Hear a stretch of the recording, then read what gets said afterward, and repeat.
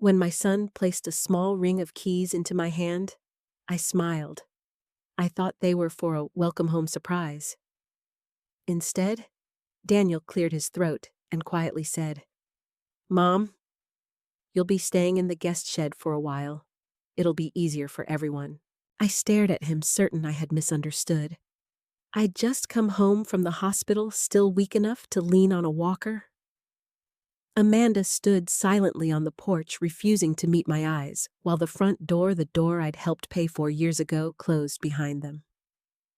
As I walked toward the lonely shed with trembling hands, I realized the hardest part of surviving the hospital wasn't what I'd left behind. It was what was waiting for me at home. If this story touches your heart, I'd love for you to stay with me until the end. Please like this video if you've ever believed family should stand together through life's hardest moments. Subscribe if stories about love, heartbreak, and second chances speak to you. And before we continue, tell me in the comments, what would you have done if your own child handed you those keys? Also, let me know where you're watching from and what time it is where you are. I always enjoy seeing how far these stories travel. My name is Joan Richardson, and until a few weeks ago, I believed I understood what the word home meant. At 68 years old, I wasn't asking life for much. I didn't dream about cruises or expensive vacations. I didn't need a large house or fancy clothes. I only wanted to spend my later years surrounded by the people I loved most. For a long time, I thought I had exactly that. I spent 35 years working as an elementary school librarian in a small town outside Columbus, Ohio. Children came into my library nervous about reading, and many left believing books could take them anywhere. I loved watching shy little faces light up whenever they discovered a favorite story. When I retired, my husband Michael joked that I'd finally have enough time to read all the books I'd recommended over the years. Sadly, we never got that chance. Michael died from a heart attack only 6 months after my retirement. One ordinary Tuesday morning, he kissed my forehead before walking outside to check the mailbox.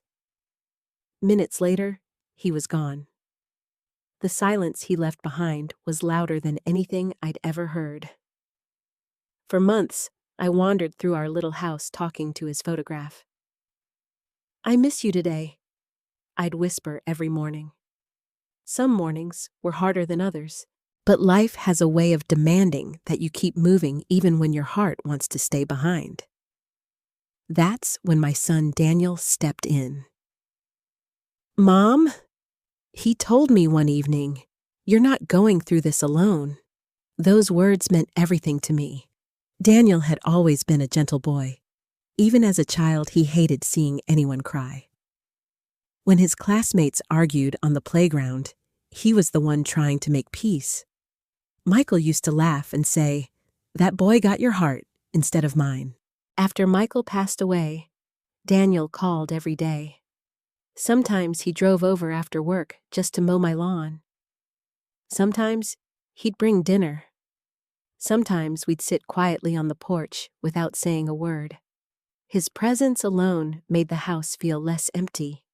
When he married Amanda, I welcomed her with open arms. She was smart, organized, and ambitious. She worked as an office manager for a construction company, while Daniel supervised maintenance for the local school district. Together, they seemed like a strong team. A few years after their wedding, they found the perfect house. It wasn't huge, just a comfortable 2-story home with a white porch, a fenced backyard, and an old maple tree that reminded me of the one Michael planted when Daniel was born. The only problem was the down payment. Housing prices had climbed faster than they expected. One evening, Daniel sat across from me at my kitchen table. "I hate asking Mom." His voice shook. "I wouldn't if there were another way." I looked at him for a long moment. Then I walked to my bedroom. Inside my dresser sat an envelope containing most of my retirement savings, money Michael and I had spent decades putting aside. I carried the envelope back to the kitchen. "I can't take this," Daniel said immediately. "You can," I replied. "It's for family." Tears filled his eyes. "I promise you'll never regret this." I believed him, not because of the money, because he was my son. Helping him never felt like losing something. It felt like investing in the future of our family. Months later, Daniel and Amanda bought the house. Watching Grace take her first steps across that living room floor became one of the happiest memories of my life. Grace changed everything. She had Michael's smile, the same bright blue eyes, the same habit of asking endless questions. Every Friday, she would run into my room carrying a new library book. Grandma read with me.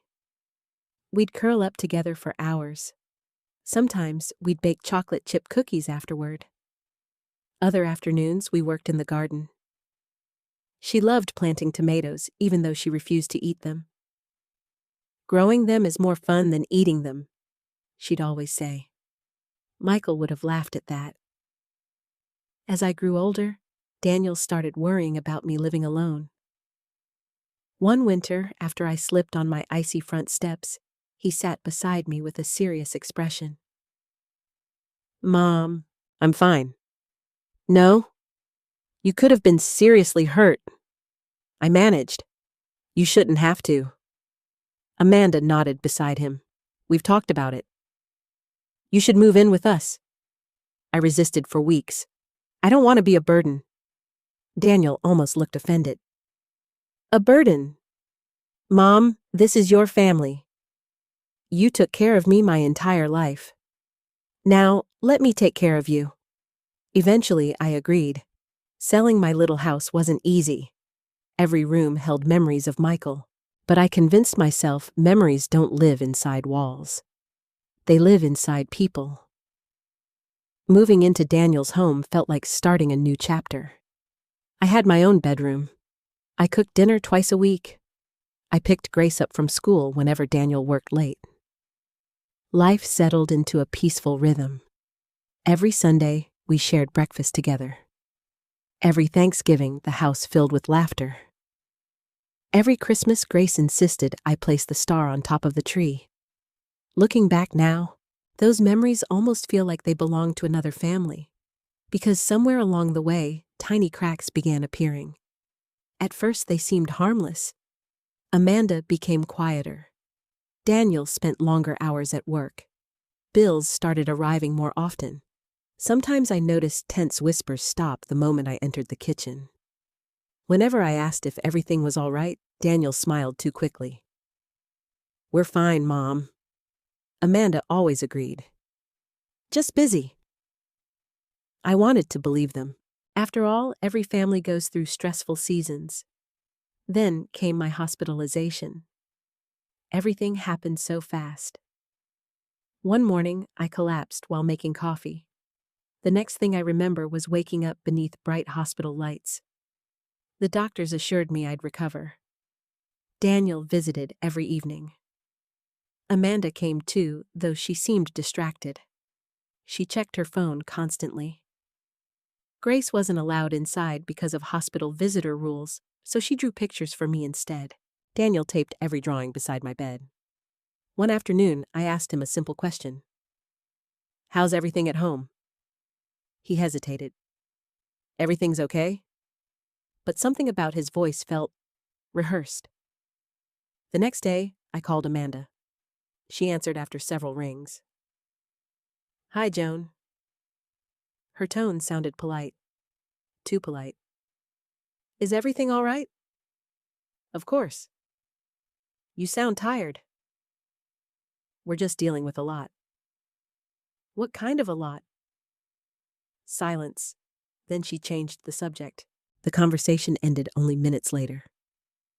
I remember staring at the hospital ceiling afterward. For the first time, an uneasy feeling settled deep inside my chest. I couldn't explain it. Every time I asked about home, someone gave me half an answer. Every time I mentioned coming back, the conversation became strangely short.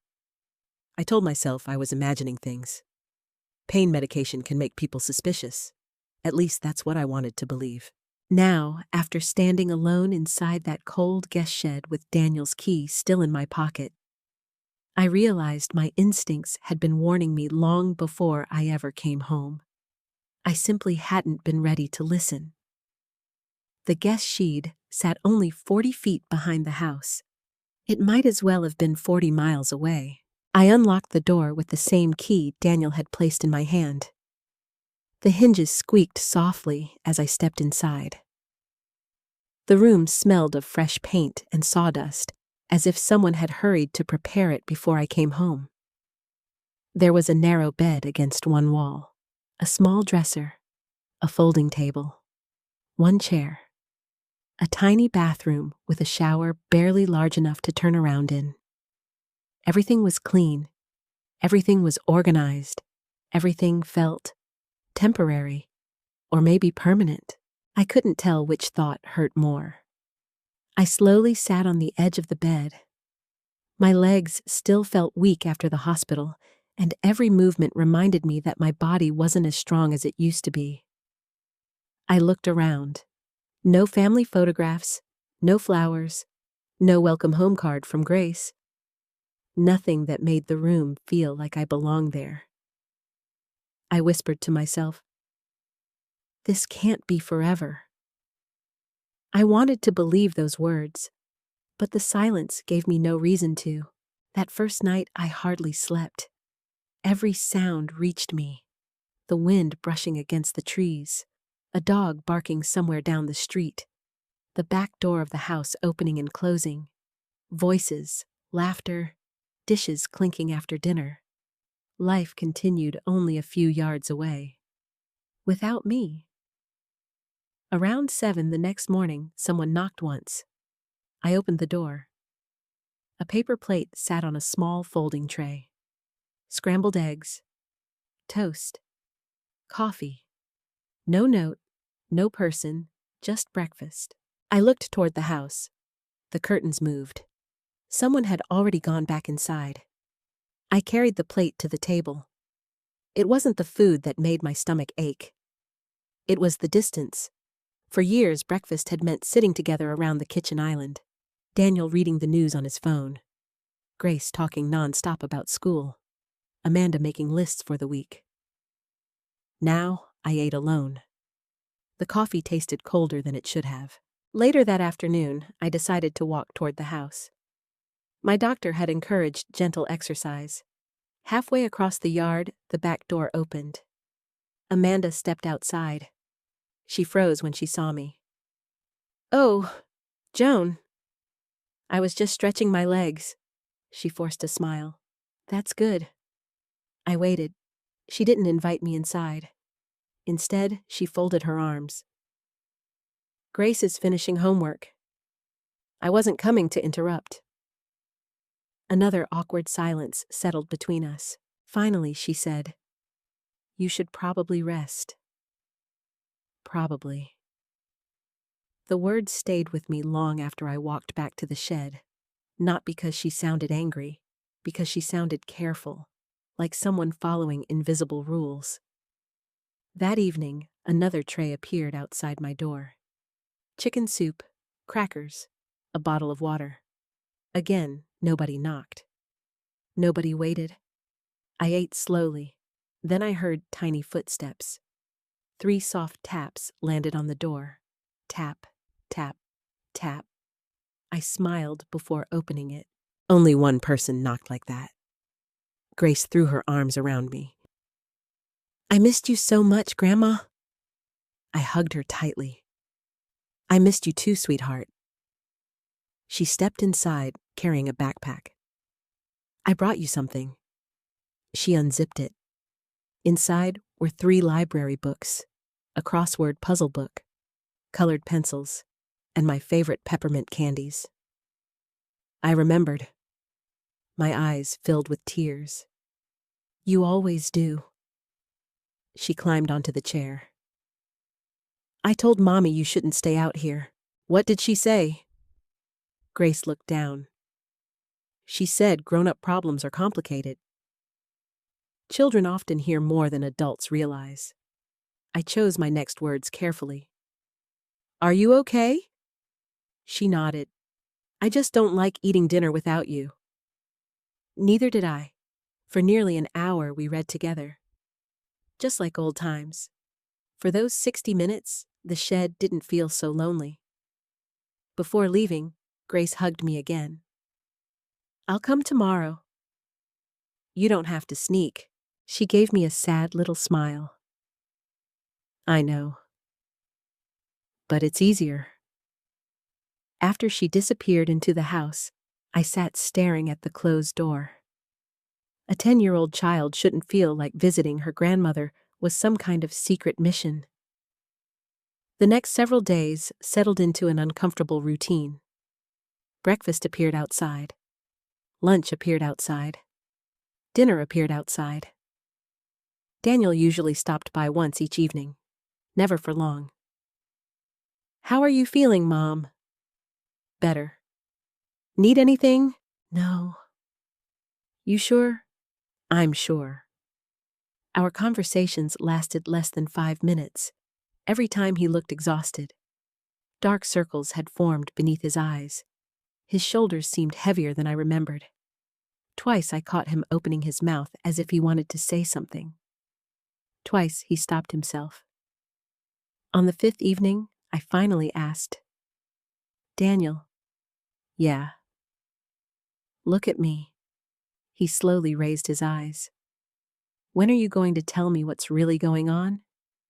His face tightened. Nothing's going on. Don't do that. Do what? Lie to your mother. He looked away again. I'm just tired. You've been tired for a week. It's work. I've known you for 42 years. You're carrying something. His jaw clenched. I'll figure it out. Then he quietly stood. I should get back inside. That answer told me everything, not because of what he said, because of what he refused to say. That night, I couldn't sleep again. Around midnight, I looked through the tiny window. The kitchen light was still on. A shadow moved back and forth. Daniel. He stood alone at the sink, his head lowered, his hands resting on the counter. He didn't move for several minutes. Then, to my surprise, he covered his face. His shoulders shook. Even from across the yard, I knew exactly what I was seeing. My son was crying. I almost opened the door.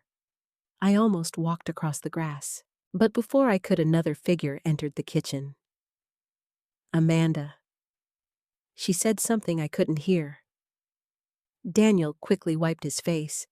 The kitchen light went dark. The curtains closed. The moment disappeared. The following afternoon, Grace visited again. This time, she carried a small container of homemade cookies. We made these at school. They're perfect. She giggled. They're a little burned. So am I. She laughed louder. After we finished eating, she grew unusually quiet. Grandma? Yes. Can I ask you something? Anything. Are you mad at Daddy? The question caught me off guard. No. Not even a little. I don't understand everything that's happening. But I love your daddy. She looked relieved. Then she whispered something that made every hair on my arms stand up. I think Daddy loves you too. I know he does. She slowly shook her head. No. I mean, she leaned closer. Daddy cries after everyone goes to bed. The room suddenly felt colder. I stared at my granddaughter. What did you say? I saw him. He sits in the kitchen. Sometimes he just cries. She looked confused. Why would grown-ups cry if they don't do anything wrong? I had no answer, because deep inside I feared the opposite might be true. Sometimes, the people who cry the hardest are the ones carrying secrets too heavy to speak aloud. Grace's words echoed through my mind long after she returned to the house. Daddy cries after everyone goes to bed. I couldn't stop thinking about them. A guilty man cries. An innocent man cries. The difference is why. For the first time since moving into the guest shed, I stopped asking myself one question. Why did Daniel put me out here? Instead, I started asking another. Who was he afraid of? The next morning, I woke before sunrise. The shed was chilly, so I wrapped Michael's old cardigan around my shoulders and stood by the tiny window. The kitchen lights came on at exactly 6 o'clock. Amanda was already moving around inside. She made coffee, packed lunches, checked something on her laptop. Her movements were quick and precise, almost mechanical. Daniel came downstairs 10 minutes later. Even from a distance, I could tell he hadn't slept well. His shoulders slumped. His face looked pale. Amanda handed him a mug. He barely touched it. Then something happened that caught my attention. She placed several envelopes on the kitchen table. Daniel stared at them. Even through the window, I saw him shake his head. Amanda crossed her arms. Their conversation became animated. Neither raised a voice, but both used the kind of hand gestures people make when trying very hard not to yell. I couldn't hear a single word. Still, body language has its own language. Daniel looked trapped. Amanda looked determined. A few moments later, Grace walked into the kitchen. Instantly, both adults smiled. The argument disappeared, at least on the surface. Watching them pretend everything was normal hurt almost as much as being left in the shed. After breakfast arrived outside my door, I decided to water the small flower beds surrounding the building. Someone had planted roses months ago. They were beginning to wilt. As I filled the watering can, I heard the back door open. Amanda stepped outside carrying a laundry basket.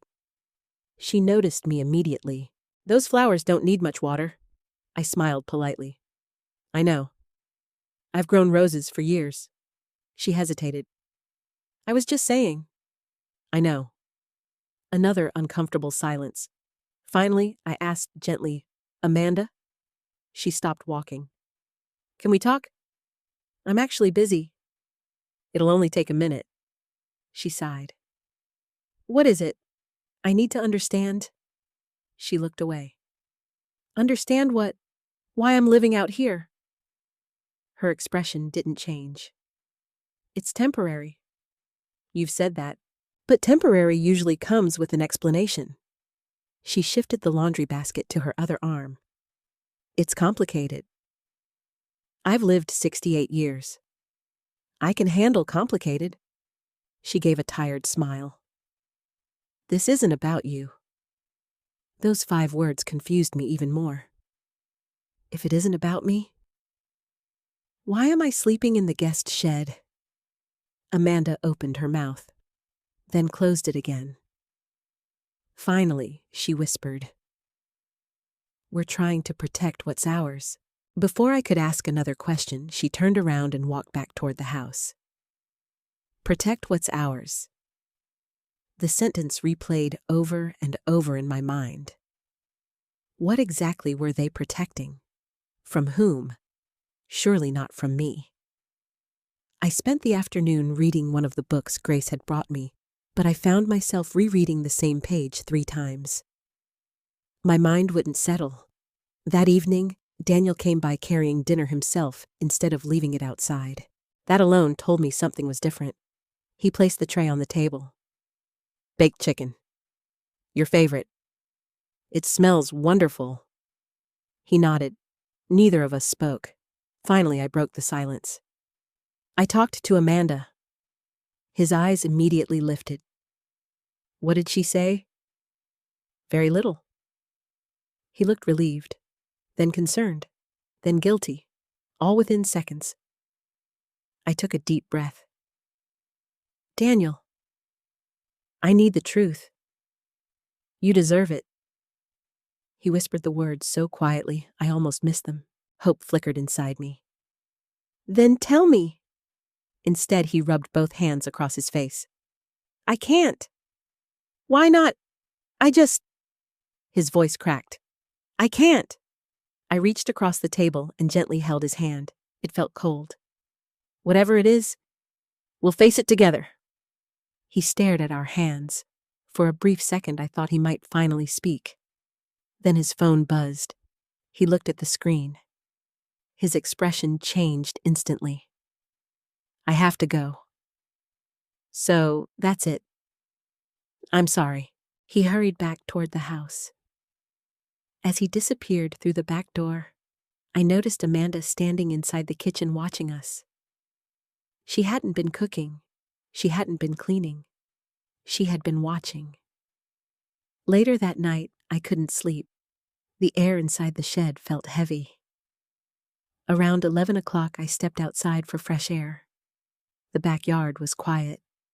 Crickets chirped near the fence. The moon hung low above the maple tree.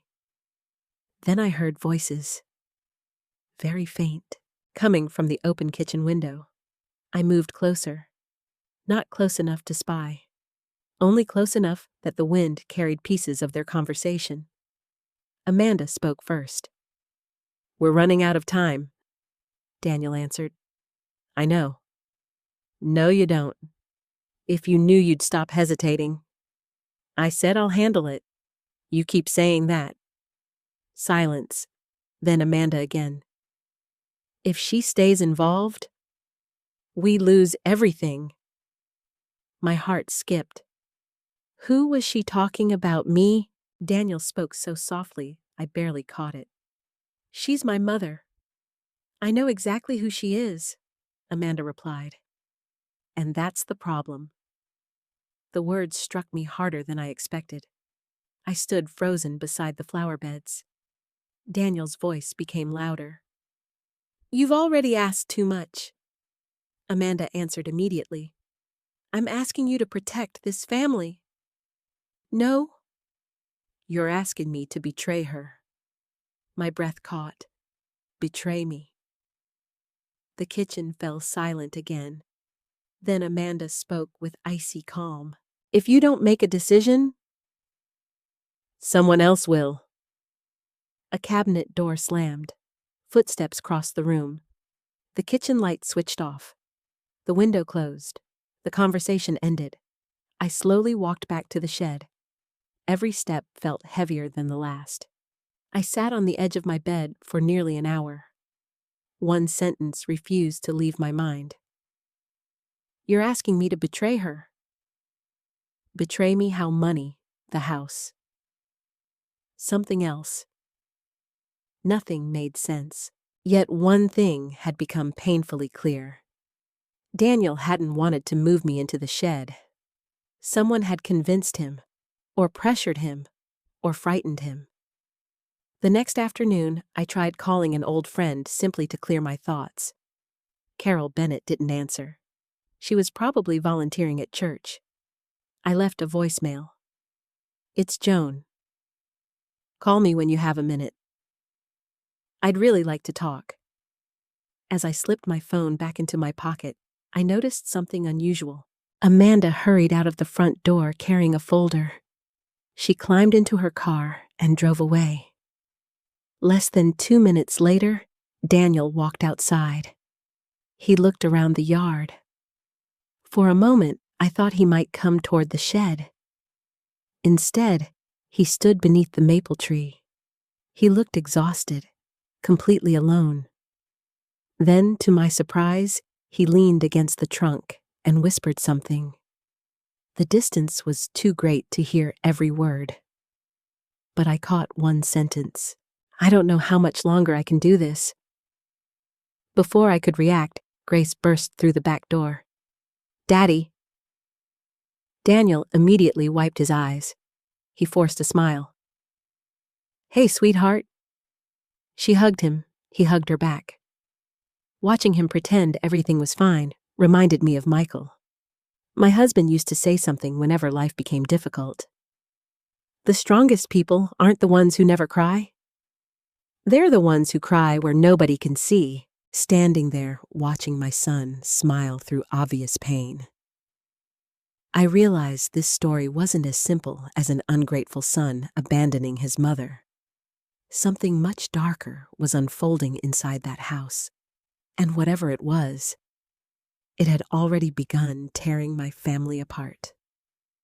The next morning, my phone rang just as I finished making my bed.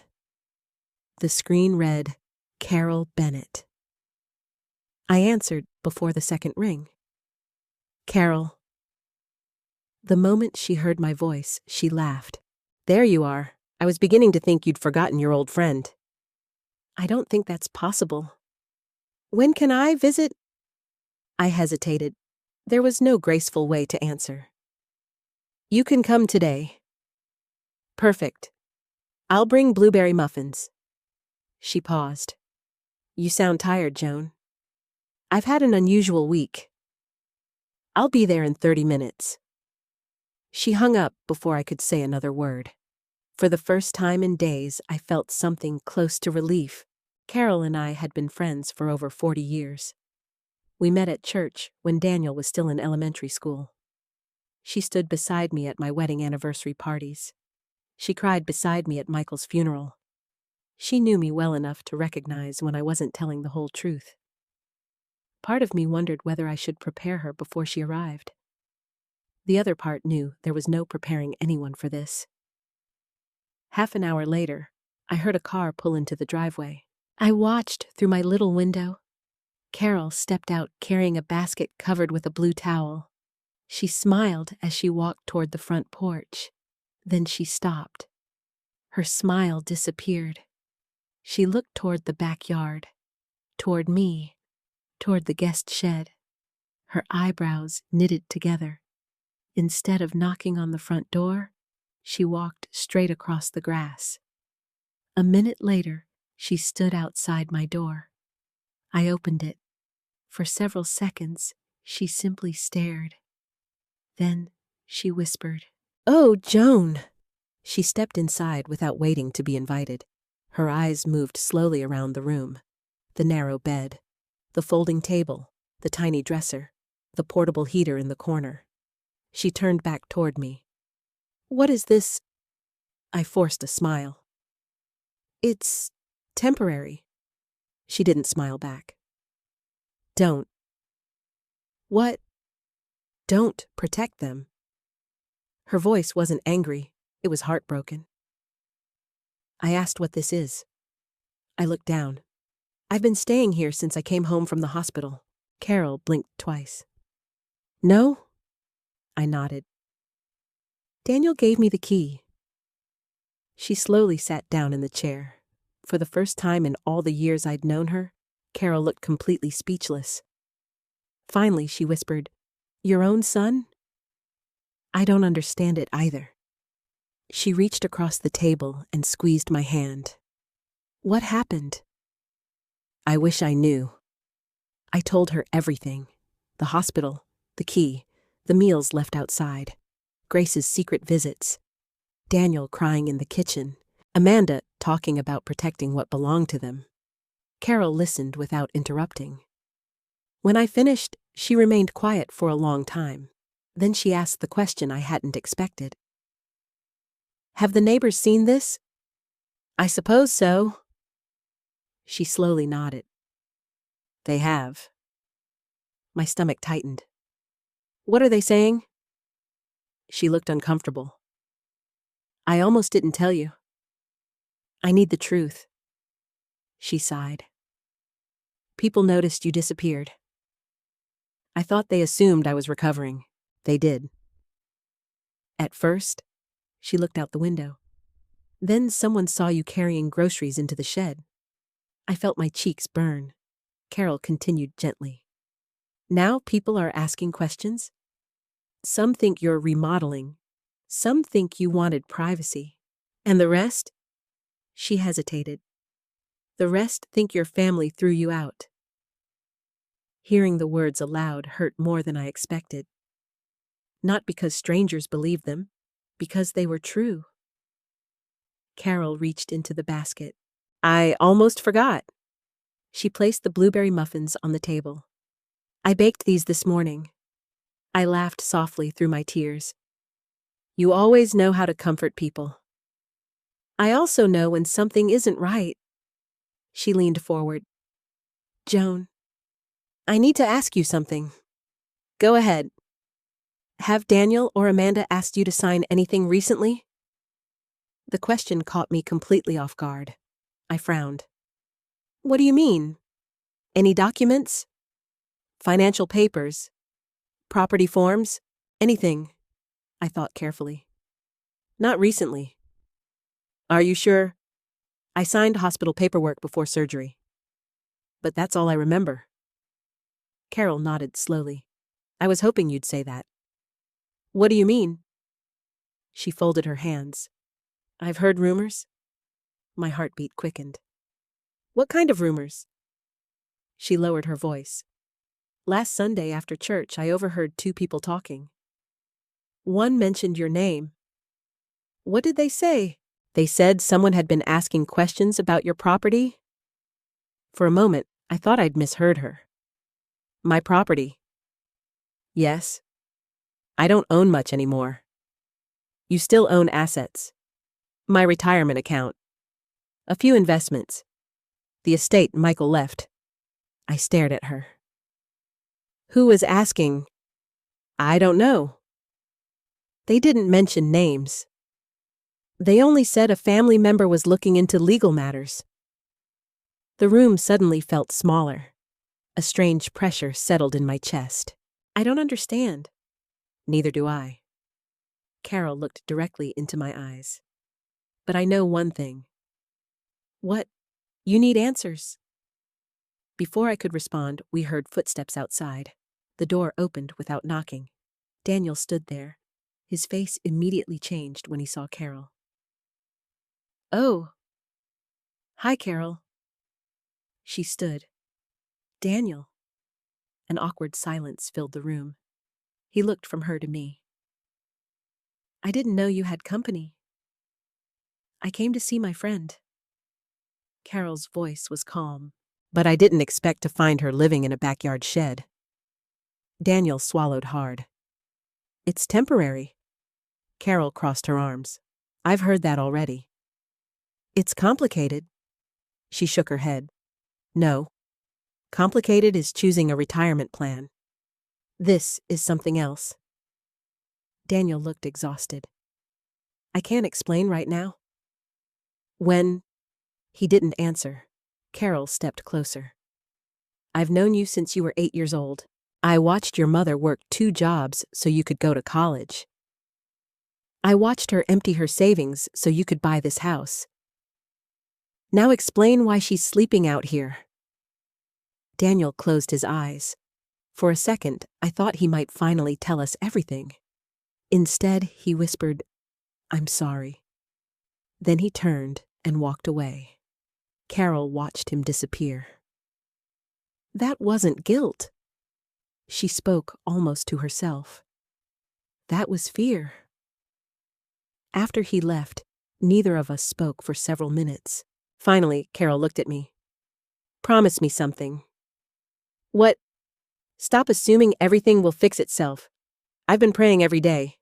I know. But sometimes God answers prayers by expecting us to act. I smiled sadly. You're starting to sound like Pastor Miller. She smiled back. He says the same thing every Sunday. Before leaving, Carol hugged me tightly. I'll come back. You don't have to. I know. I'm coming anyway. She picked up her purse. Then she stopped at the doorway. Oh, one more thing. What is it? If anyone asks you to sign another piece of paper? She looked directly into my eyes. Don't sign anything. Not until someone independent explains every single word. I nodded. I promise. After she drove away, I stood outside watching her car disappear down the street. The backyard suddenly felt quieter than ever. I looked toward the house. The curtains in the upstairs bedroom moved slightly. Someone had been watching Carol's visit. I couldn't tell whether it was Daniel or Amanda. But whoever stood behind that curtain had seen everything. And for the first time since coming home from the hospital, I realized I wasn't just being isolated. Someone was making sure I stayed that way. Carol's warnings stayed with me all night. If anyone asks you to sign another piece of paper, don't. Those words kept circling through my head. Until then, I had been waiting for someone to tell me the truth. The next morning, I decided to start looking for it myself. After breakfast, I unlocked the old cedar chest at the foot of my bed. When I moved into Daniel's house 3 years earlier, I had packed every important document into labeled folders. I was always organized. Michael used to tease me. If the government ever loses a file, they'll probably call you. Inside the chest were family photo albums, old tax returns, letters Michael had written during our first year of marriage, insurance policies, medical records. But something was wrong. Very wrong. The blue folder marked estate was gone. I searched again, then a third time. I emptied the entire chest onto the floor. Nothing. No, I whispered to myself. I know it was here. I checked the dresser, the nightstand, every drawer, every shelf. The folder had disappeared. I sat on the edge of the bed, trying to slow my breathing. Maybe I had packed it somewhere else. Maybe Daniel had stored it in the house. There had to be a simple explanation. Then I noticed another problem. My bank folder looked thinner than I remembered. I opened it. Several monthly statements were missing. Only the newest one remained. That didn't make sense. I never threw financial papers away. Never. Michael and I had built our lives by keeping careful records. Every bill, every receipt, every investment. Organization had always given me peace. Now, it only gave me questions. I picked up the remaining bank statement. At first glance, everything looked normal. Then, one number caught my eye. The account balance. I frowned. That can't be right. It wasn't dramatically lower, but it was different enough that I noticed. A transfer had been made. Several $1,000s. I read the description again. Internal transfer. No explanation. No destination account. No note. I tried remembering whether I had authorized it. Nothing came to mind. A cold feeling settled in my stomach. I closed my eyes. Think, Joan. Think. Slowly, memories from the hospital began returning. Not clearly. Only pieces. Bright lights. Nurses speaking softly. The smell of disinfectant. A doctor explaining the surgery. Someone placing a clipboard in front of me. I just need your signature right here. Had that been medical paperwork or something else? The harder I tried to remember, the more blurred everything became. I remembered waking after surgery feeling groggy. Daniel had been sitting beside my bed. Amanda arrived later that afternoon. She carried a large tote bag. At the time, I assumed it held clean clothes. Had it or documents I couldn't remember. That frightened me more than anything. By lunchtime, I had convinced myself I needed answers. Not accusations. Just answers. I slowly walked toward the house. The back door was unlocked. I stepped inside for the first time since returning from the hospital. The kitchen looked exactly as I remembered. The coffee maker, Grace's artwork on the refrigerator, Michael's old clock still hanging above the pantry. For one brief moment, it almost felt like home again. Then Amanda walked in. She froze. "What are you doing?" Her tone wasn't angry. It was startled. "I came to ask you something." She folded her arms. "What?" "I'm looking for my estate folder.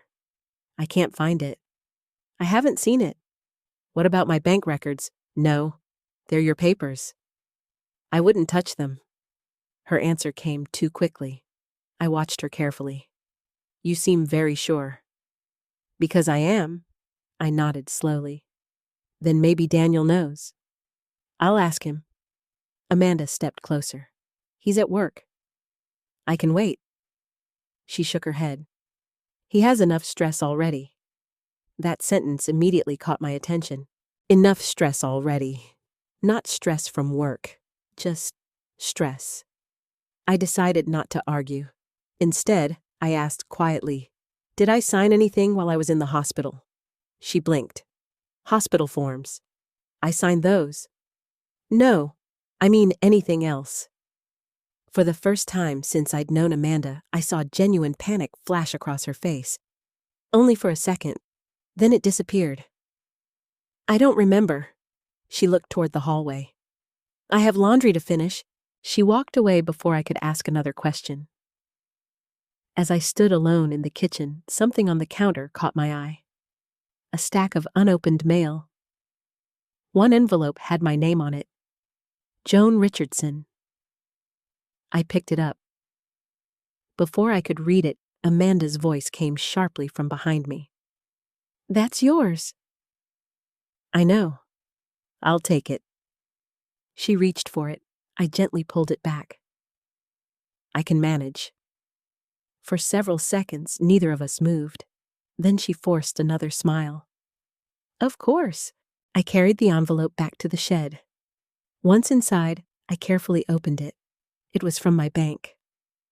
The letter thanked me for updating certain account information. I frowned. Updating, I hadn't updated anything. Attached was a summary. Mailing preference changed. Authorized contact updated.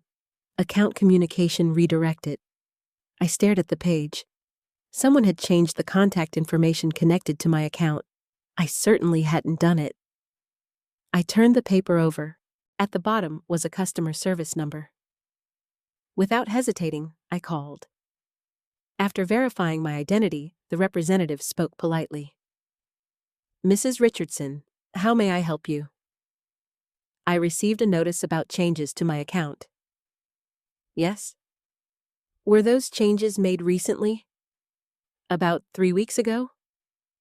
3 weeks. I was still in the hospital. My heartbeat quickened. "Can you tell me who requested them?" "I'm sorry. I can't disclose that over the phone." "Were the changes made in person?" A brief pause. "Yes. In person." My grip tightened around the phone. "I don't remember visiting the bank." Another pause. "Mrs. Richardson, if you believe these changes were unauthorized, I recommend visiting your local branch as soon as possible." Unauthorized. The word echoed through my mind. After hanging up, I sat perfectly still. Someone had gone to my bank while I was recovering from surgery. Someone had changed information connected to my accounts. Who? Daniel, Amanda. Someone else. Before I could think further, another knock came at my door. 3 gentle taps. Grace. She walked inside, carrying her math homework. "Can you help me?" "Always." For nearly an hour, we worked through fractions. The normal conversation helped calm my racing thoughts. Then, as she packed her backpack, she casually said something that stopped me cold. "Mommy and Daddy argued again last night." I looked up. "What about?" "I don't know." "They were whispering." She shrugged. "But Mommy kept saying—" Grace tried to remember the exact words. She said, "If the bank calls her, everything falls apart." My heart nearly stopped. "What did you say?" Grace frowned. "I don't really understand." I thought maybe they were talking about somebody else. I forced myself to smile. Maybe. But deep inside, I knew they weren't talking about someone else. They were talking about me. And for the first time since receiving that key, I no longer believed my family was simply hiding financial problems. Someone had deliberately changed my financial records. Someone was afraid I would discover it. And whoever it was, they had just made one very serious mistake. Because I wasn't confused anymore. I was paying attention. After Grace left that afternoon, I sat alone in the shed with the bank letter spread across the table. I read it again and again. Every time I reached the line that said my account information had been changed 3 weeks earlier, my stomach tightened. 3 weeks ago, I was lying in a hospital bed recovering from surgery. Someone had been making decisions in my name while I struggled to stay awake. I folded the letter carefully and slipped it into my purse. From now on, every document mattered. Every conversation mattered.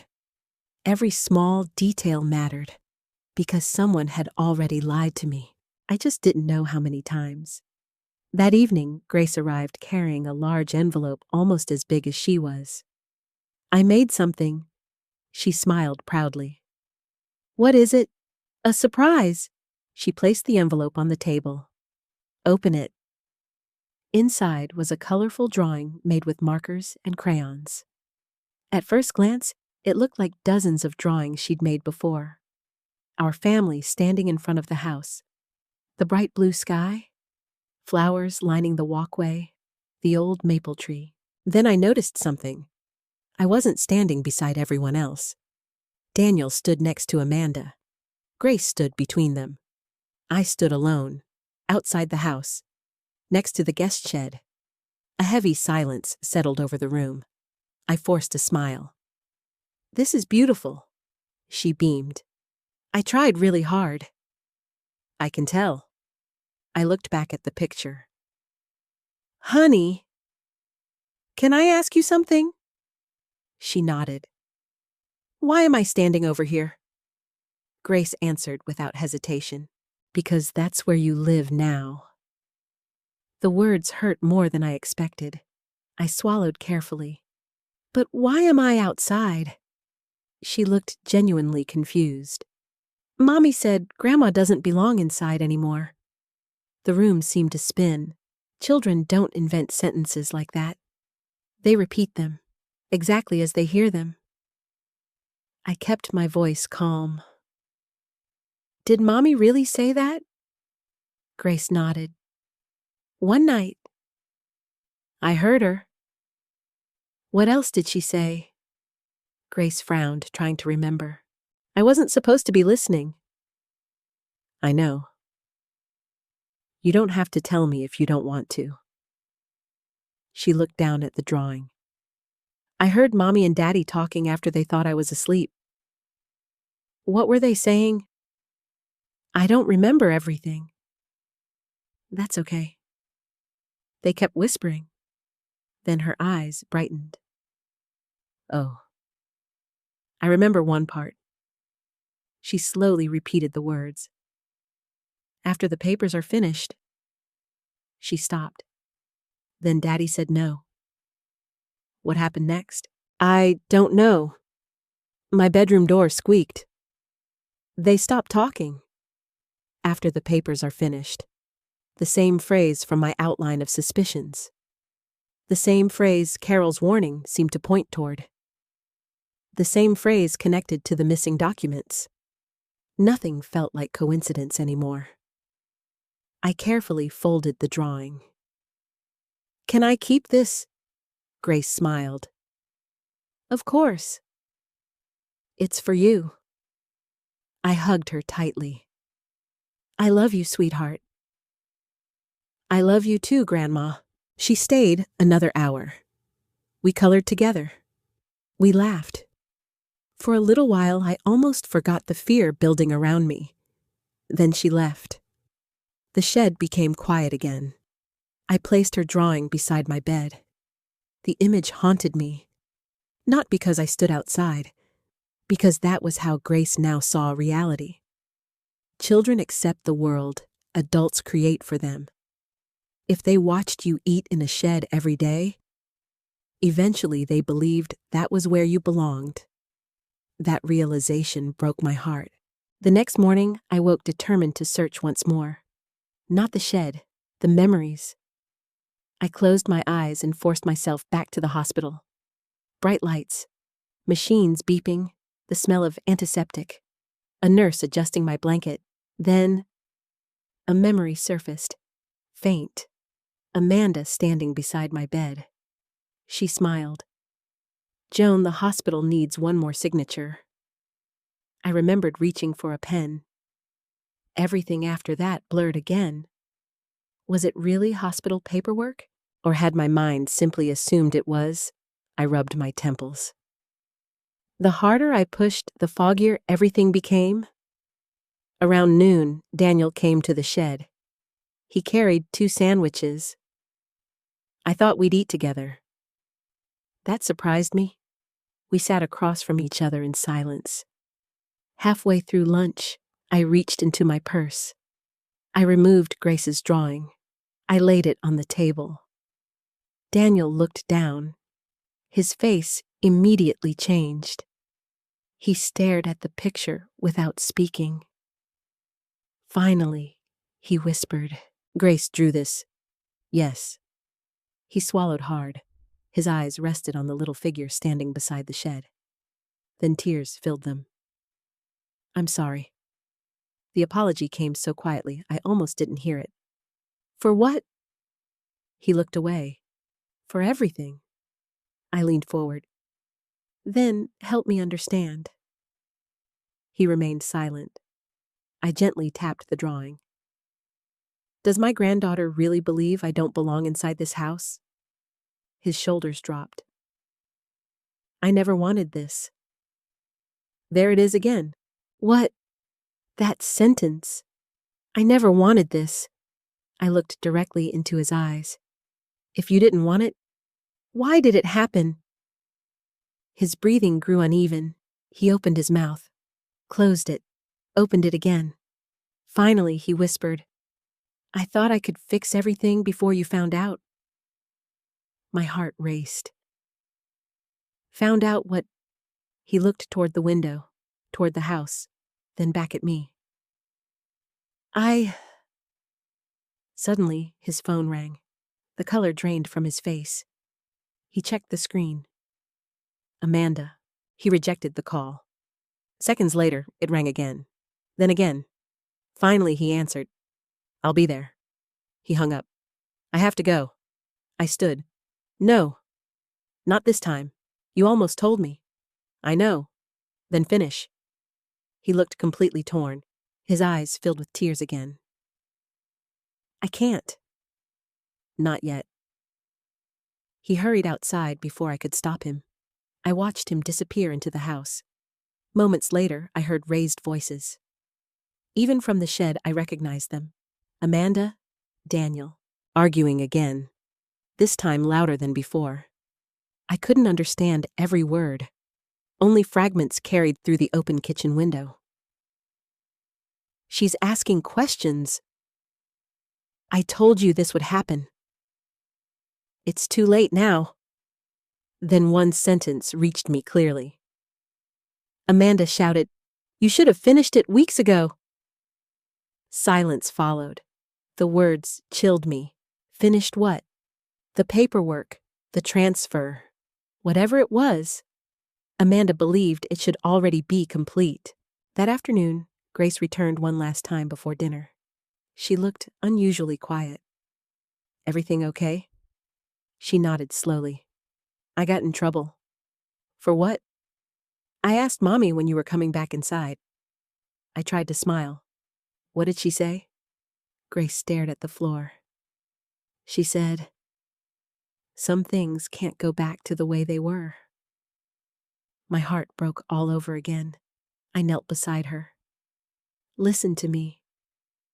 No matter what happens, I will always love you." She wrapped her arms around my neck. "I know." Then she whispered something so softly I barely heard it. "I wish everybody would stop lying." I froze. "What do you mean?" She looked toward the house. "They think I don't understand. But I hear things. I just don't know why they won't tell the truth." Children see more than adults imagine. Sometimes they see everything. And as Grace walked back toward the house with her little backpack bouncing against her shoulders, I realized something that frightened me more than any missing document. The secrets inside this family weren't only hurting me anymore, they were beginning to steal my granddaughter's childhood. I barely slept that night. Every time I closed my eyes, I heard Grace's innocent voice. After the papers are finished, the bank calls her. You should have finished it weeks ago. The words fit together like pieces of a puzzle. I just couldn't see the whole picture yet. Around 9 the next morning, my phone rang. The number wasn't saved in my contacts. For a moment, I considered ignoring it. Instead, I answered. Hello. May I speak with Mrs. Joan Richardson? This is Joan.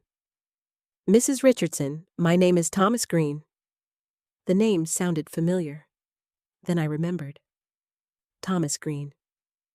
The attorney Michael and I had hired years earlier to prepare our wills.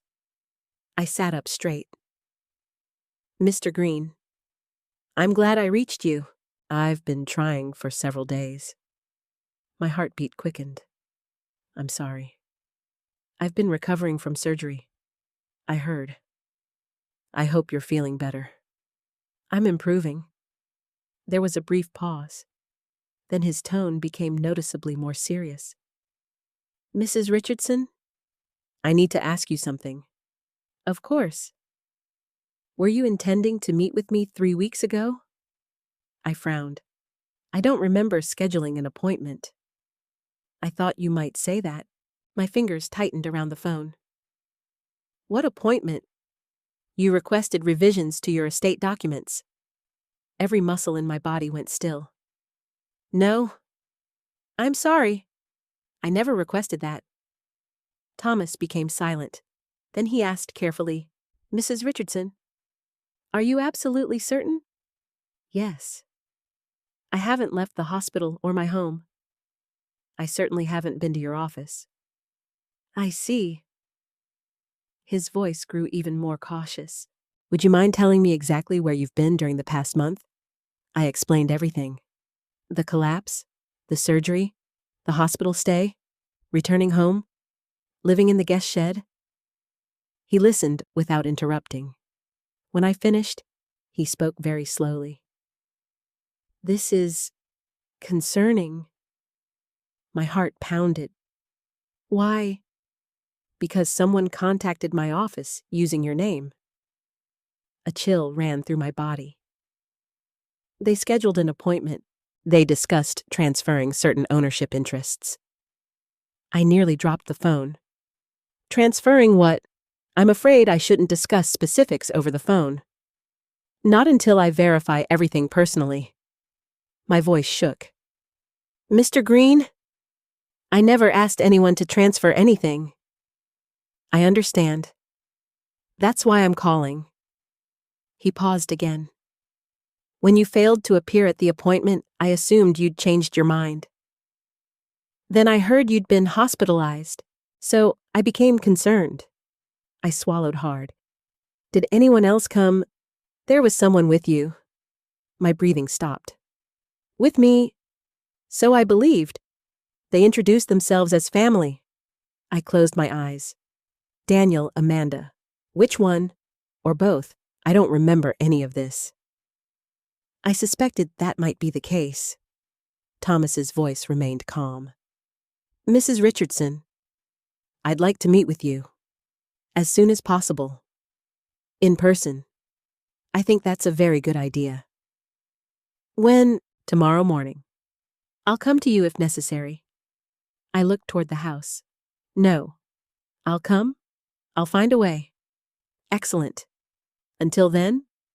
He hesitated. Please don't sign anything. The same warning Carol had given me. Different person, same advice. After hanging up, I sat perfectly still.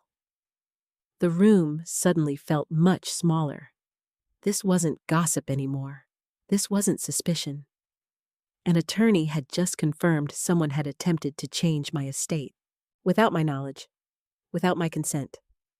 A knock interrupted my thoughts. 3 familiar taps. Grace. She skipped inside, carrying a peanut butter sandwich. I made 2. 1 for you. I smiled despite everything. Thank you. We sat together quietly. After a few minutes, she asked, Grandma?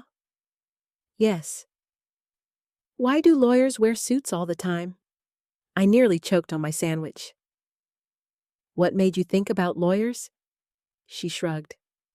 I heard Mommy talking. My pulse quickened. What did she say?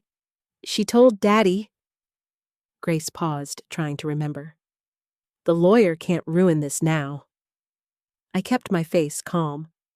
What lawyer? I don't know. She didn't say. Sometimes children unknowingly answer questions adults spend weeks trying to solve. I hugged her. Thank you for telling me. She looked confused. I didn't think it was important. It might be. After Grace left, I decided to call Carol. She answered immediately. I was just thinking about you. I need to tell you something. I explained my conversation with Thomas Green.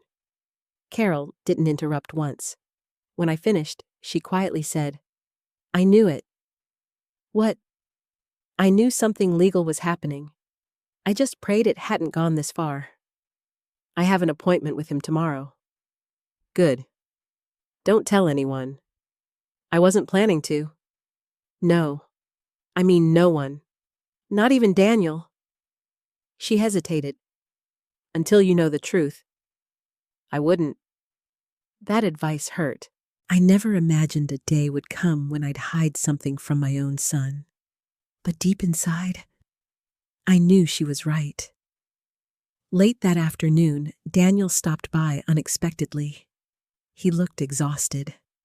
Dark circles surrounded his eyes. His shirt was wrinkled, as though he hadn't slept in days. I brought you groceries. He placed several bags on the table. Fresh fruit, soup, tea, everything I liked. You didn't have to. I wanted to. I watched him unpack everything. Finally, I asked, how was work? He shrugged. Busy. I smiled sadly. We both know that's not what's making you tired. He stopped moving. For several seconds, neither of us spoke. Then I asked quietly, Daniel, have you spoken to Thomas Green recently? His head snapped toward me. The color disappeared from his face. Why would you ask that? Because he didn't answer the question. I spoke with him today. Daniel's breathing became uneven. He called you. Yes. His shoulders slumped. He looked as though someone had punched him. What did he say? He said someone arranged an appointment in my name. Daniel slowly sat down. His hands trembled. He rubbed them together again and again. Mom? I can explain. Hope flared inside me. Please, explain. He looked directly into my eyes. Then, for the first time since this nightmare began, he actually tried. It wasn't supposed to happen like this. I held my breath. I thought... He stopped. What?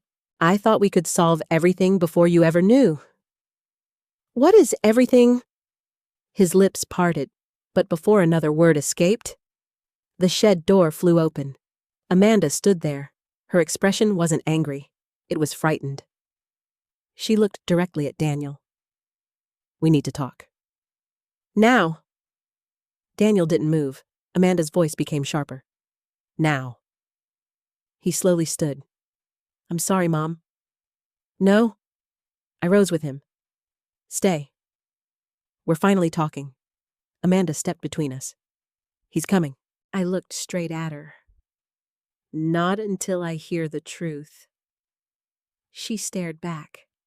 For several tense seconds, nobody moved.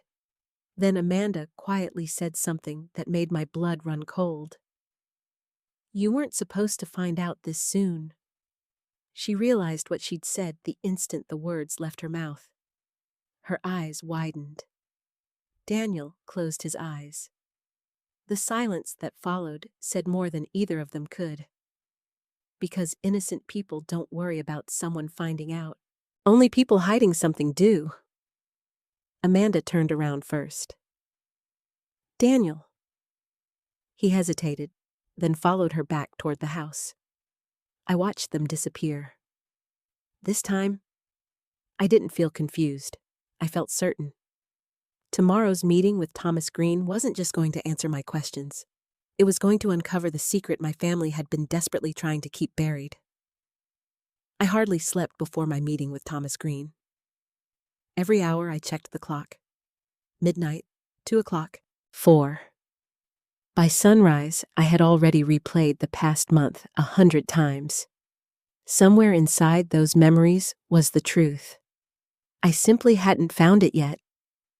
At 7 that morning, I quietly got dressed. I chose the navy blue sweater Michael had always liked. If you're walking into a difficult day, he used to say, dress like you already know you'll survive it. I smiled sadly as I buttoned the sweater. I hope you're right. Getting to Thomas's office wasn't easy. I no longer drove long distances after my surgery. Calling a taxi felt awkward. As I stood outside the shed deciding what to do, Carol's car pulled into the driveway. She stepped out before I could even wave. I had a feeling you'd need a ride. I laughed softly. You know me too well. I've earned that privilege. We climbed into her car. As we drove away, I glanced back toward the house. The kitchen curtains moved. Someone was watching us leave. Neither Daniel nor Amanda came outside. The drive to Thomas Green's office took about 20 minutes. The building looked exactly as I remembered. Brick walls, small brass directory, American flag near the entrance. Michael and I had walked through those doors years earlier, laughing about how planning an estate made us feel old. Now, I entered alone. Thomas met us personally in the lobby. He looked older than I remembered, more gray hair, reading glasses hanging from his shirt pocket. But his handshake remained steady. Mrs. Richardson, I'm very sorry for what you've been through. Thank you. He looked at Carol. And you are Carol Bennett. My friend. Thomas nodded politely. If Joan wishes, you're welcome to stay. I'd appreciate that. A few minutes later, we sat inside his office. He closed the door, placed a thick folder on the desk, then looked directly at me. I need to verify something before we continue. Of course. He asked several questions. My birthday, my social security verification, details only I would know. Once he finished, he sighed quietly. I was afraid of this. What does that mean? He slowly opened the folder.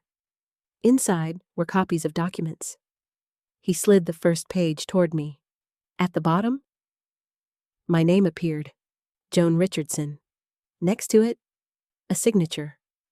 My signature. Or something that looked very much like it. I stared at it. My stomach tightened. I don't remember signing this. Thomas nodded. I suspected as much. He handed me another page, then another. Several documents carried signatures that resembled mine. Some looked convincing, others, not so much. What are these draft documents? They were prepared after someone requested changes to your estate. My hands began trembling. What kind of changes? Thomas answered carefully. Ownership interests involving certain assets. I looked directly at him. Did anything become official? No. Relief rushed through me. Because, he continued, I refused to finalize anything. Why? Because something didn't feel right. I blinked. What do you mean? The family member accompanying the request answered most of the questions. You barely spoke. I assumed it was because of your recent medical condition. But afterward, he paused. I reviewed my notes. I realized you seemed unusually confused. I called to confirm the appointment. No one returned my calls. So I stopped everything. Tears filled my eyes. You may have saved me. Thomas shook his head. I simply followed procedure. Then he asked a question I hadn't expected. Mrs. Richardson, do you remember giving anyone authority to act on your behalf? No. Power of attorney, never. He leaned back. That's important. Carol finally spoke. So none of these documents became legal? Thomas shook his head. Correct. They remained drafts. I closed my eyes. For the first time in weeks, I felt genuine relief. Whatever someone intended, they hadn't finished. Then Thomas reached for another folder. I'm afraid there's more. The relief disappeared instantly. He placed a photocopy on the desk. This document concerns authorization to discuss your financial accounts. I read the page. Halfway down, there was my signature again, or something pretending to be it. I've never seen this. Thomas nodded slowly. I believe you. He folded his hands. Mrs. Richardson, I think someone attempted to obtain control over your financial affairs. The room became silent. Carol quietly reached over and squeezed my hand. Thomas continued. Fortunately, nothing substantial was transferred through my office, but I strongly recommend reviewing every financial account immediately. I already found changes at my bank. His eyebrows lifted. What kind of changes? I handed him the letter. He read it carefully. His expression darkened. When did this arrive? Yesterday. I see.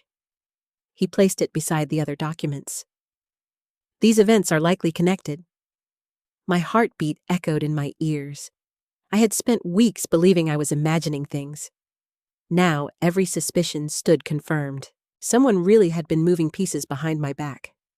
Thomas looked directly at me. I have another question. Go ahead. Do you suspect anyone? The room became painfully quiet. I thought about Daniel, his tears, his apologies, his fear. Then Amanda, her panic, her constant pressure, her words. You weren't supposed to find out this soon. Finally, I answered honestly. I don't know. But I know someone inside my family knows exactly what's happening. Thomas slowly nodded. I believe that's a fair conclusion. As the meeting ended, he handed me copies of every document.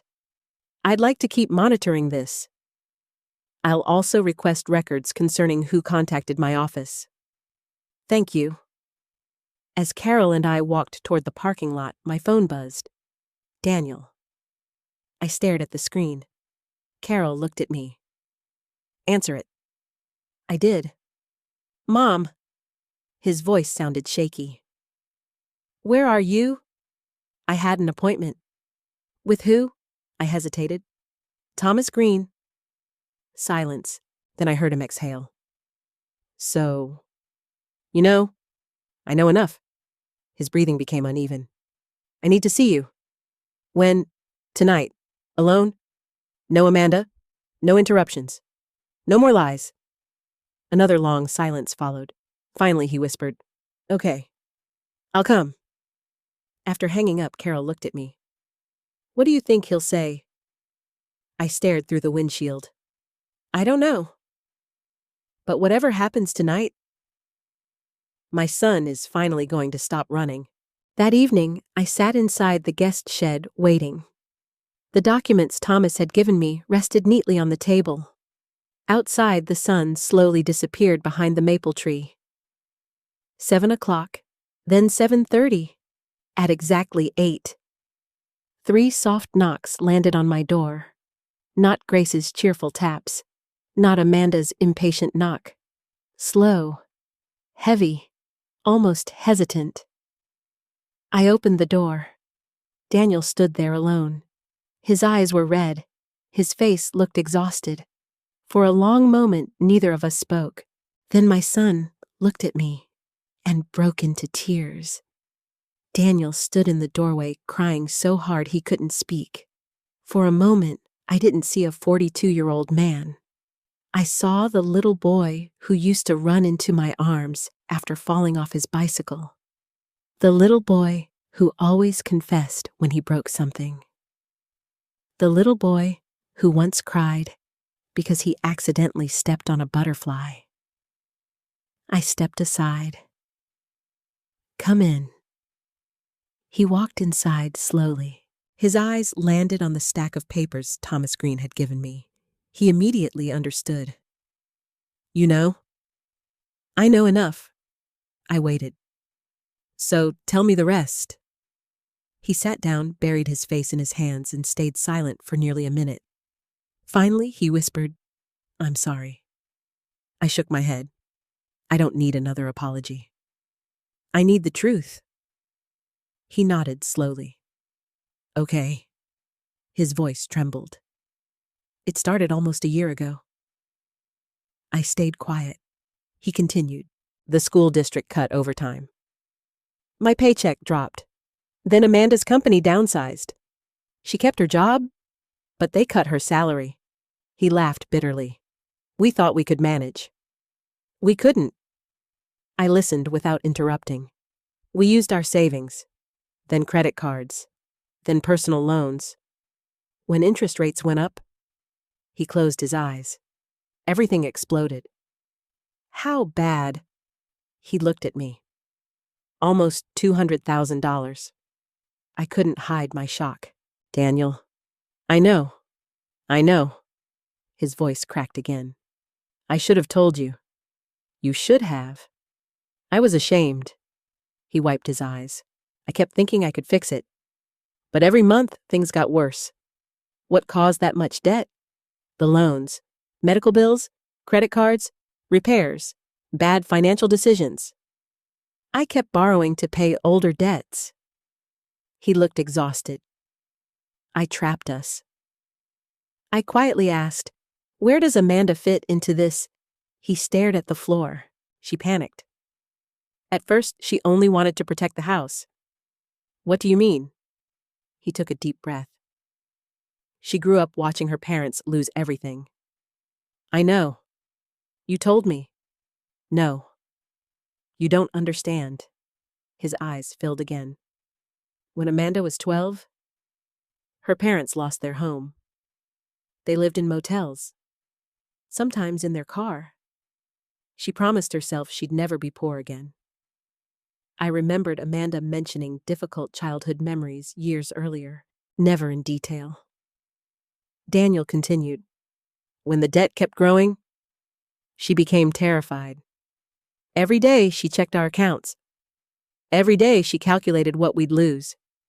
And then," he looked away, "she started talking about your assets." The words hurt, but I stayed calm. "What exactly did she say?" "She said, if we could rearrange things temporarily, we could use your property as security." I stared at him. "My property?" I told her no. At first, the room became silent. "What changed?" He buried his face in his hands. "Collectors started calling. Every day. Sometimes 5 or 6 times. They threatened lawsuits, garnishments, losing the house. I panicked too." His voice broke. I let fear think for me. I quietly asked, "Was moving me into the shed your idea?" He answered immediately. "No. I hated it." "Then why?" He looked ashamed. Amanda said, "If you stayed separated from everything, it would be easier while the paperwork happened." "What paperwork?" He closed his eyes. "The estate revisions, the financial authorizations, the property discussions.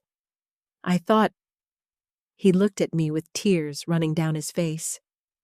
"I thought if we explained everything later, you'd forgive us." I felt my heart breaking. "Daniel," You didn't trust me enough to ask for help. He nodded. I know. I thought asking would destroy your retirement. Instead, he looked around the tiny shed. I destroyed something much worse. Silence filled the room. Then I asked the question I feared most. Did you forge my signature? His head snapped upward. No. I swear. I never forged anything. Then whose signatures were those? They weren't mine. I signed nothing. I couldn't. Every time Amanda brought me the papers, I froze. He looked at the documents. I kept delaying. I kept saying, tomorrow, next week, let's wait. He swallowed hard. I never finished the transfer. That matched what Thomas Green had told me. The estate changes were incomplete. I believed him, but one question remained. What about the bank? Daniel looked confused. What bank? The account changes. His expression changed instantly. What changes? I handed him the letter. He read every line. His face slowly lost all color. I've never seen this. I watched him carefully. He looked genuinely shocked.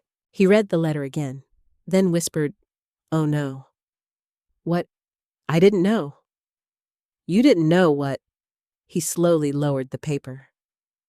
Amanda handled all the banking. I thought she was negotiating payment plans. He stared at me. I didn't know she'd changed your account. I searched his face. Every expression, every movement. He wasn't pretending. He truly hadn't known.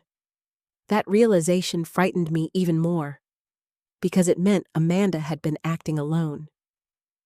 Daniel looked up. Mom, there's something else.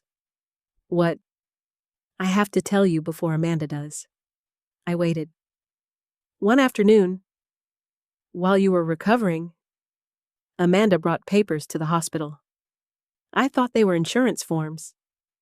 My heartbeat quickened. I watched you sign. You barely opened your eyes. You trusted us. He covered his face. I should have stopped her. What papers? I don't know. I never looked. I assumed they were medical. He looked sick. Now, I don't think they were. Everything suddenly fit together. The blurry memory, the clipboard, the pen, Amanda smiling. One signature, maybe more. I whispered, she used the hospital. Daniel nodded slowly. I think she did. Before either of us could speak again, footsteps approached outside. Amanda. She pushed open the shed door without knocking. She looked from Daniel, to me, to the papers on the table. For several long seconds, nobody spoke. Then she sighed. So, I guess we're finally here. Daniel stood. You lied to me? Amanda didn't answer. You told me those hospital papers were insurance. Still silence. His voice rose. Were they? Amanda slowly shook her head. No. The room froze. Daniel stared at her in disbelief. You used my mother. Amanda closed her eyes. I was trying to save us. No. Daniel's voice cracked. You were trying to save yourself. Amanda looked at me for the first time. There were tears in her eyes. I never wanted to hurt you, I answered quietly. And yet, you did. She lowered her head.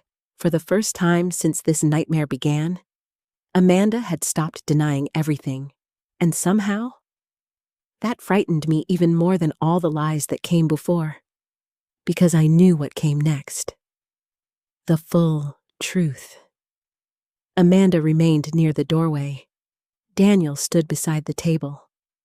I sat between them staring at the papers that carried my name and someone else's intentions. No one spoke. For years, I had believed silence could keep a family peaceful. That night, I finally understood the truth. Silence doesn't prevent destruction. It only gives dishonesty more time to grow. I looked at Amanda. Sit down. She hesitated. Then she slowly took the only empty chair. Daniel remained standing. I pointed toward the bed. You too. He obeyed. For the first time since I returned from the hospital, all three of us were in the same room. No closed doors, no whispered conversations, no excuses. I placed the bank letter in front of Amanda. Did you change my account information? She stared at the paper. Her hands tightened in her lap. Yes. Daniel looked at her as if he no longer recognized his own wife. You went to the bank? Amanda nodded. How? I asked. She took a shaky breath. I used the authorization form you signed in the hospital. I didn't knowingly sign that.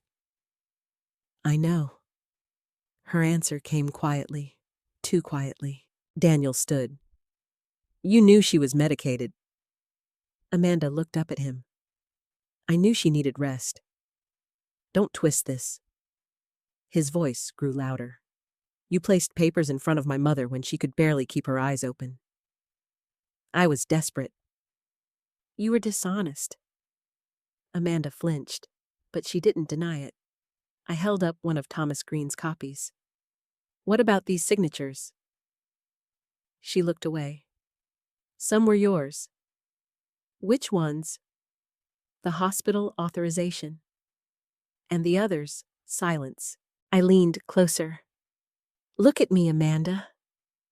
Slowly, she raised her eyes. Did you copy my signature? Her face crumpled. Yes. Daniel stumbled backward. For a moment, he seemed unable to breathe. You forged her name? Amanda began crying. I thought it would only be temporary. I felt something inside me become still. Not calm, not forgiveness, clarity. Fraud doesn't become harmless because you planned to undo it later. She covered her mouth. I know. No. I shook my head. You know now because you've been caught. Knowing before would have meant stopping yourself. She lowered her head. Daniel turned toward the door. I can't believe this. Amanda stood quickly. Daniel, please. He faced her. You made me believe we were discussing options. You made me think nothing had happened yet. I was trying to save our home. By stealing hers. The question struck the room like thunder. Amanda stopped moving. I saw shame on her face. Real shame, but I also saw something else. Fear. Not fear of what she had done to me, fear of what might happen to her. That difference mattered. I gathered the documents. Tomorrow morning, I'm meeting Thomas again.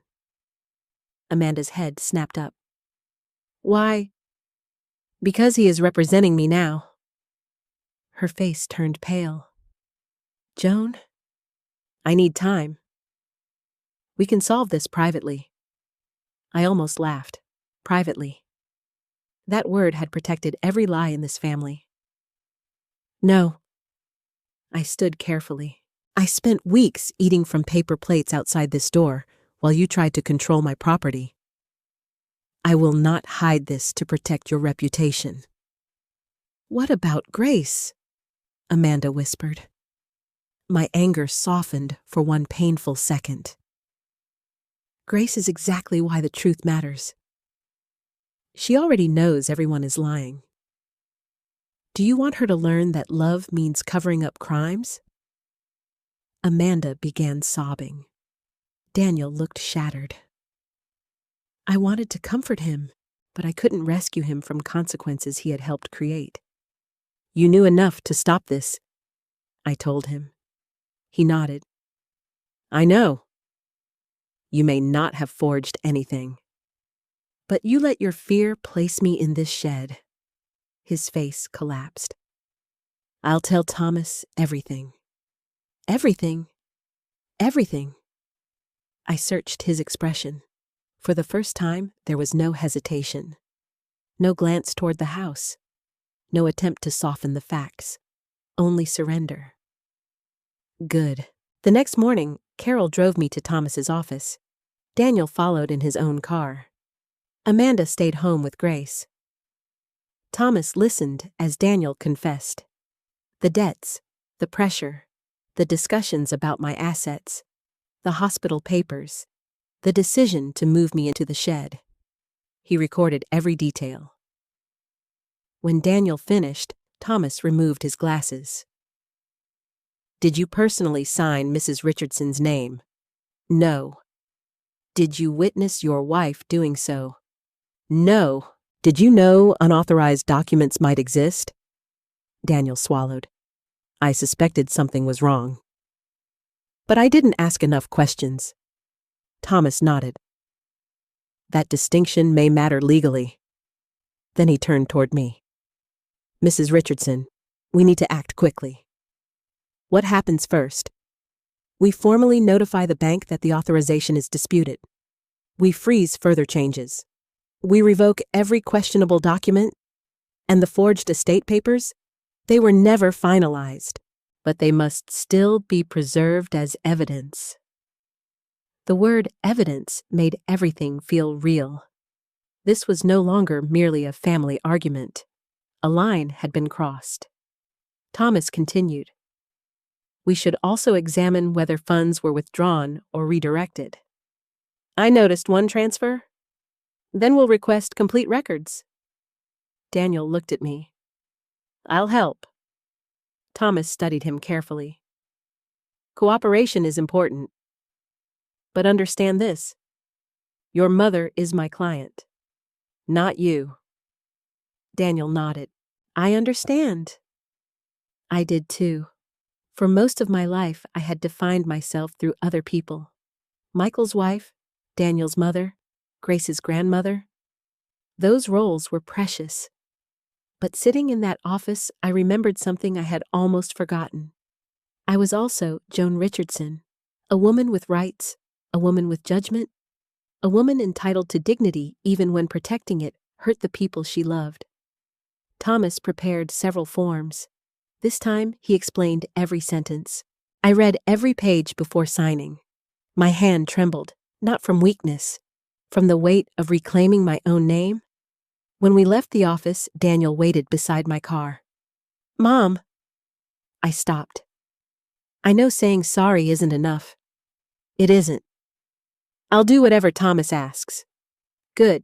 He wiped his eyes. Are you going to press charges? I looked at him for a long moment. I haven't decided. He nodded slowly. I understand. I don't want revenge, I said, but forgiveness without accountability is just permission. Daniel lowered his head. Dad used to say something like that. He did. Michael had believed kindness needed a backbone. I had forgotten that lesson. Now I needed it more than ever. That afternoon, Thomas called. The bank had frozen all disputed activity. No further access could occur without my direct appearance and identification. Then his voice became serious. There's something else. What? The signatures appear inconsistent. Our document examiner will review them. My throat tightened. And if they're forged, then law enforcement may become involved. I sat quietly. I had expected those words. Still hearing them felt like watching a storm move directly toward my family. After the call, I stepped outside. Amanda stood near the maple tree, her arms wrapped around herself. She looked smaller than usual. Was that the attorney? Yes. She closed her eyes. Am I going to jail? I don't know. She started crying. For a moment, compassion pulled at me. Then I remembered the shed key, the meals left outside, Grace's drawing, my signature copied onto papers I had never approved. I kept my voice calm. That depends on the truth. Amanda wiped her face. I've told you everything. I studied her. No. You've admitted what I already discovered. That isn't the same thing. Her expression changed. I saw it immediately. There was still more. I stepped closer. Thomas is reviewing every document and every bank transaction. If you're hiding anything else, this is your last chance to say it before someone else finds it. Amanda stared at the ground. Her silence answered me. She had not told the whole truth, and whatever remained hidden was serious enough to make her fear criminal charges more than losing our family. Amanda's silence lasted only a few seconds, but it told me everything. There was still another truth hiding behind the ones she had already admitted. I looked at her beneath the maple tree. What else did you do? She wrapped her arms tighter around herself. I need time. You had time. My voice remained calm. You had weeks while I was in the hospital. You had every night I slept in that shed. Now the truth gets its turn. Amanda began crying again. Before she could answer, the back door opened. Grace stepped outside. Mom? Amanda wiped her face quickly. I'm fine, sweetheart. Grace looked from her mother to me. She didn't believe her. Neither did I. Go finish your homework, Amanda said. Grace hesitated. Then she walked back inside. Watching her leave reminded me that every decision we made now would shape the kind of woman she became. I lowered my voice. Tell Thomas yourself. Amanda stared at me. What? Call him? Tell him everything before his investigators uncover it. Her lips trembled. Would that change anything? It would change one thing. What? It would be the first honest decision you've made in a long time. She looked toward the house. Daniel stood behind the kitchen window. He had heard enough to understand. Amanda walked past him without speaking. That night, no meal appeared outside my door. Instead, Daniel came carrying a small suitcase. Mom, what is that? Your things. He set it beside the bed. You're coming back inside. I looked at him carefully. Is Amanda asking me to? No. I am. He swallowed. I should have done this the day you came home. I wanted to accept. I wanted my old room, my photographs, my familiar chair beside the window. But moving back too quickly would pretend something had already been repaired. It hadn't. I'm staying here tonight. His face fell. Mom, this isn't punishment. I need space. He nodded slowly. I understand. Then he looked around the shed.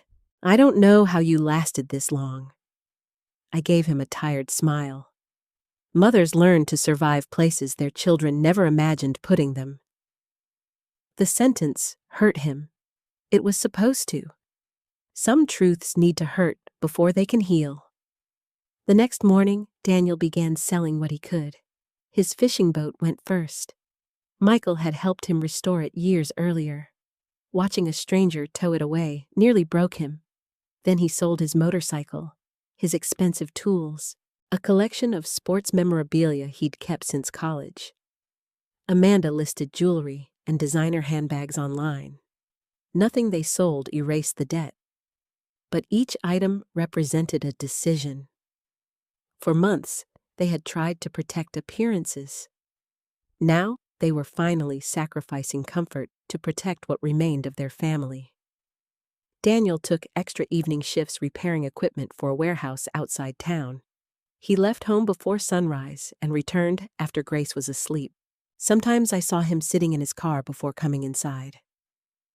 He would close his eyes for a moment, then force himself to open the door. Amanda moved through the house like a shadow. She cooked, cleaned, helped Grace with homework, but she rarely spoke. 3 days passed. Thomas continued reviewing the bank records. The unauthorized transfer had been used to make one payment toward Daniel and Amanda's debt. Not enough to solve anything. Enough to prove intent. Thomas called me that afternoon. The bank has preserved the records. What happens now? An internal fraud investigation is underway. My hand tightened around the phone. And Amanda? She should obtain her own attorney. I looked toward the house. She hasn't confessed everything. I suspected that. Do you know what remains? Not yet. But we're close. After we hung up, I sat alone for a long time. Justice sounds simple when it happens to strangers. When it arrives at your own door, it carries familiar faces. That evening, Carol came with 2 women from church. They brought casseroles, fresh bread, groceries. I felt embarrassed. We don't need charity. Carol gave me a stern look. This isn't charity. It's community. One of the women squeezed my shoulder. You've spent years helping everyone else. Let us help you now. By Sunday, word had quietly spread. No one asked cruel questions. No one demanded details. They simply helped. Someone paid for Grace's school lunch account. A retired mechanic offered Daniel weekend work. Another church member repaired the leaking kitchen sink without charging anything. Carol organized a meal schedule. Every evening, something warm arrived. For the first time, food wasn't being left outside my door to keep me away. It was being brought by people determined to pull us back together. Daniel struggled to accept their help. One night, he stood beside me watching church volunteers unload groceries. I don't deserve this. Grace does. He nodded. And maybe, I continued, you need to learn that asking honestly is better than taking secretly. His eyes filled. I wish I'd understood that sooner. So do I. The following morning, Amanda appeared at the shed before breakfast. She looked as though she hadn't slept. Her face was pale. Her hair hung loose around her shoulders. I called Thomas. I sat up. What did you tell him? Everything. My heartbeat quickened. What does everything mean? She stepped inside and closed the door. The transfer. The signatures. The appointment. The bank changes. She swallowed hard. And the second account. I stared at her. What second account? She began crying. I opened it using the authorization. I planned to move more money. Did you? No. Not after the first transfer. Why did you stop? She looked directly at me. Because Daniel found me crying. He asked what I'd become. Her voice broke. I didn't answer him. But I knew. She sat down. I became the person I spent my whole life fearing. What person? The one who takes security away from someone weaker. Her words filled the small room. For the first time, Amanda wasn't defending herself. She wasn't blaming poverty, debt, childhood, fear. She was naming what she had done.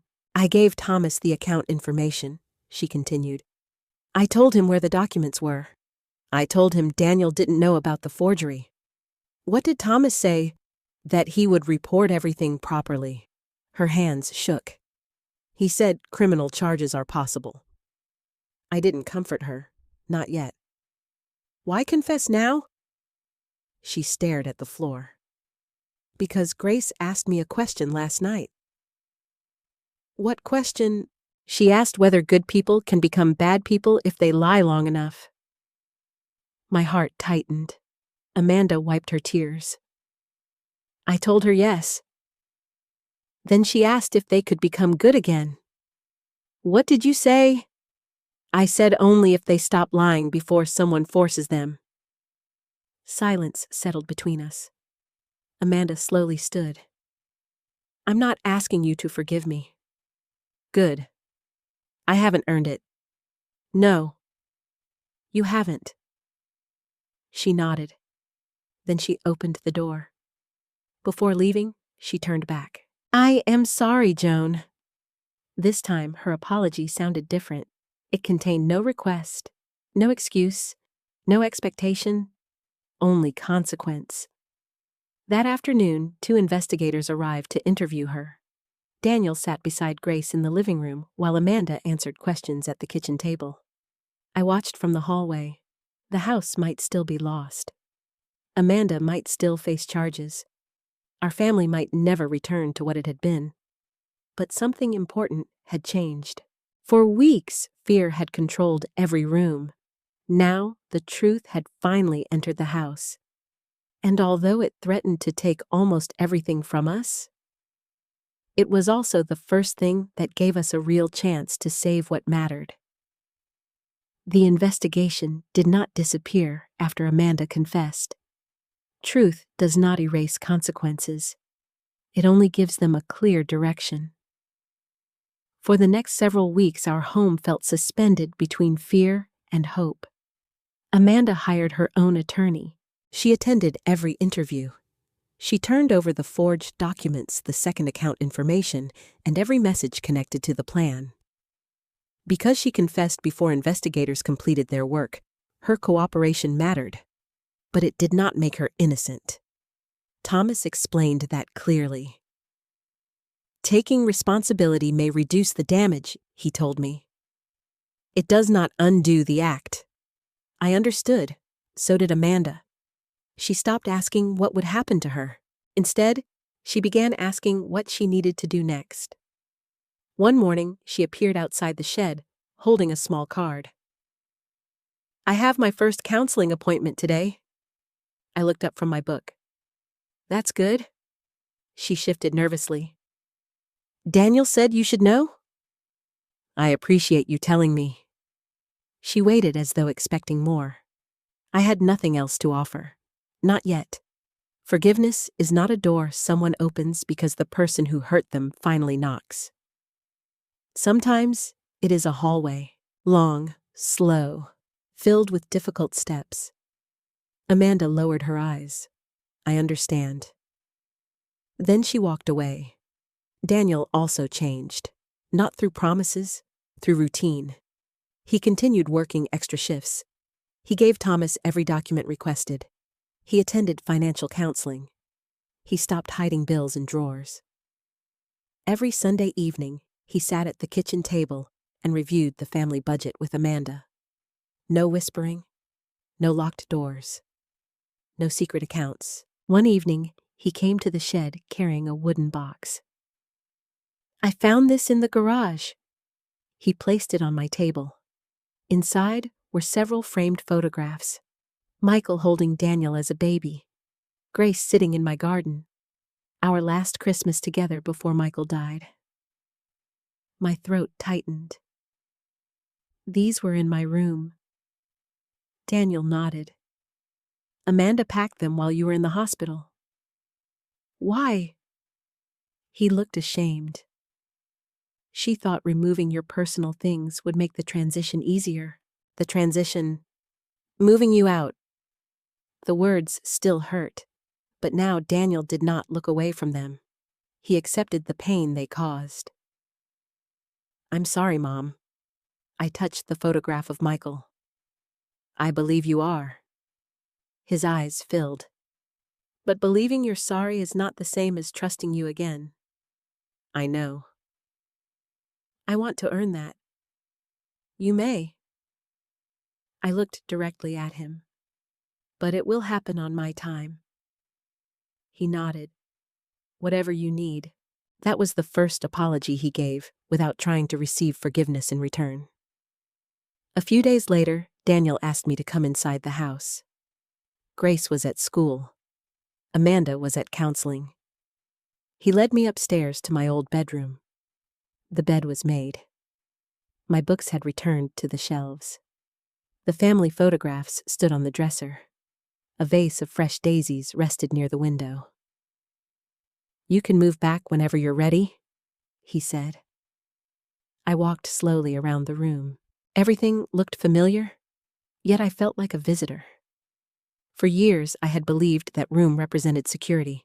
Now I knew security could not depend on someone else's permission. I turned toward Daniel. I don't want to move back. His face fell.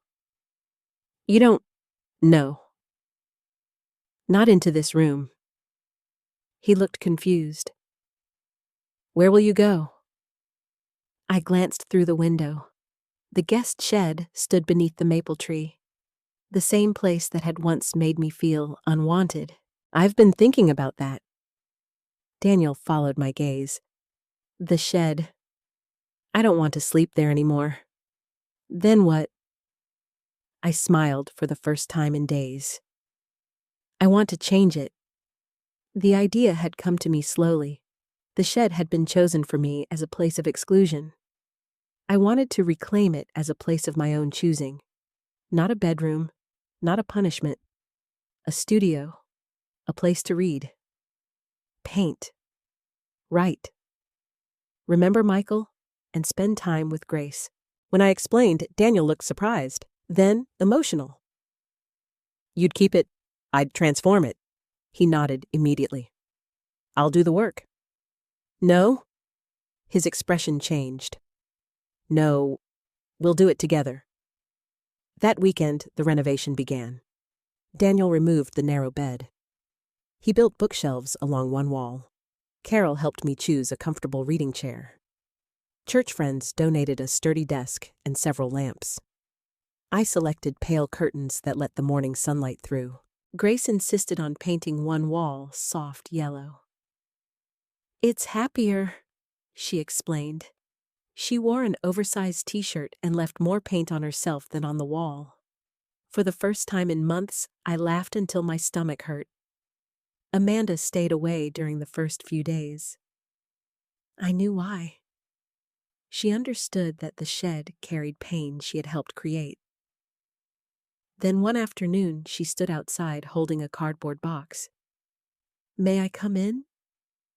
I hesitated, then nodded. Inside the box were my missing estate folder and several old letters from Michael. I found these in the locked drawer in our bedroom, she said. I should have returned them sooner. I took the box. Yes. She swallowed. I was afraid to face you. I know. She looked around the half-finished room. It's beautiful. It will be. She gently touched the new bookshelf. Is there anything I can do? Part of me wanted to say no. Another part understood that accountability must eventually include repair. Those windows need cleaning. Her eyes filled with tears. I can do that. She spent the next hour washing every window. She did not complain. She did not explain herself. She simply worked. That became our pattern. Amanda attended counseling twice a week. She apologized to Grace in language a child could understand. She admitted that adults sometimes make terrible choices when fear controls them. She never asked Grace to keep secrets again. Daniel and Amanda also began marriage counseling. I did not know whether their relationship would survive. That decision belonged to them. My responsibility was protecting my own peace. So, I established boundaries. No one could access my mail. No one could discuss my finances without my permission. My documents remained in a locked cabinet. I reopened my accounts under new security procedures. Thomas became the only person authorized to discuss my estate. Most importantly, I stopped confusing love with unlimited access. One evening, Daniel found me arranging books in the finished studio. Mom. Yes, do you forgive me? I turned slowly. I am choosing to. Hope appeared in his face. Then I continued. But forgiveness does not mean pretending it never happened. I understand. It means I refuse to let your failure poison the rest of my life. He wiped his eyes. And trust? Trust is different. How? Forgiveness is a decision I make inside myself. Trust is something you rebuild through your actions. He nodded. I'll keep rebuilding. I hope you do. The studio was finished on a bright Saturday morning. Books lined the walls. Michael's photographs sat beside my reading chair. A small art table stood beneath the window. Grace hung her family drawing near the door. Not the old one, a new one. In this picture, the whole family stood together in the backyard. The house was behind us. The renovated shed glowed beneath the maple tree. I held a book. Grace held a paintbrush. Daniel and Amanda stood nearby. No one was hidden. No one was outside alone. Grace slipped her hand into mine. Do you like it? I love it. She looked proudly around the room. Then she said the words that finally changed what the shed meant to me. Now, Grandma stays here because she wants to. I looked at Daniel, then Amanda. Both were crying. I tightened my hand around Grace's. That's right, sweetheart. The first key Daniel gave me had felt like proof that I no longer belonged. Now that same key opened a room filled with books, sunlight memories, and choice. The walls had not changed my life. I had. And for the first time since returning from the hospital, I did not feel like a woman waiting to be welcomed home. I felt like a woman who had created one for herself. 4 months passed before we sat around the same dinner table again. Not because the house had become peaceful overnight. It hadn't. Healing rarely arrives that way. It came in small moments. Daniel leaving every bank statement open on the kitchen table. Amanda attending counseling even when the sessions left her exhausted. Grace laughing more often. Me walking through the back door without feeling like I needed permission. The legal process continued. Because Amanda had confessed, early returned the money, and cooperated fully, her attorney believed she might avoid prison. Nothing was guaranteed. She still faced consequences. There would be restitution, court supervision, a permanent record of what she had done. Amanda no longer asked whether that was fair. She knew it was. That Sunday afternoon, I stood inside my studio arranging wildflowers in a glass vase when Grace appeared at the door. Grandma. Yes, sweetheart. Are you coming to dinner? I looked toward the house. Through the kitchen window, I could see Daniel setting the table. Amanda was carrying a casserole from the oven. For a moment, the scene looked exactly like the life we once had. But I knew better. It wasn't the same life. Maybe that was why I was finally ready to join it. I'll be there. Grace smiled. She reached for my hand and walked beside me across the yard. When we entered the kitchen, everyone became quiet. Daniel pulled out my old chair, the one near the window. You can sit here. I touched the back of it. For years, that chair had been mine without question. Then one day, so had the shed. I sat down slowly. Thank you. Amanda placed the casserole in the center of the table. She had made my favorite, chicken with rice and mushrooms. I used Michael's recipe, she said. I raised an eyebrow. Michael never followed a recipe. Daniel smiled faintly. That's true. He just threw everything together and claimed it was planned. Grace giggled. The tension softened. We filled our plates. For the first few minutes, the only sounds were forks touching dishes and Grace describing a school project. She was building a model of the solar system. Pluto should still be a planet, she declared. Daniel nodded seriously. I support your campaign. Amanda smiled. I think Pluto will appreciate that. I watched them, not because everything was repaired, because they were trying to live honestly inside what remained. Halfway through dinner, Daniel placed his fork down. His expression changed. Mom, I looked at him. There's something I need to say. Amanda lowered her eyes. Grace became quiet. Daniel took a slow breath. I've apologized to you privately. But I need to say this here.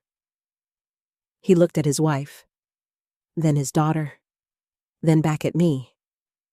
What I did was wrong. I let you come home from the hospital and sleep in a shed. I watched you eat alone. I knew you were confused. And I kept telling myself I was protecting everyone. His voice tightened. But I wasn't protecting anyone. He looked directly at Grace. I was hiding. Grace listened carefully. Daniel continued. I blamed debt. I blamed pressure. I blamed fear. But money wasn't my greatest failure. What was? Grace asked softly. Daniel swallowed. Cowardice. The word settled over the table. He turned toward me again. I was afraid of losing the house. Afraid of disappointing Amanda. Afraid of admitting I couldn't provide for my family. So I chose the easiest person to hurt. My throat tightened. Why was I the easiest?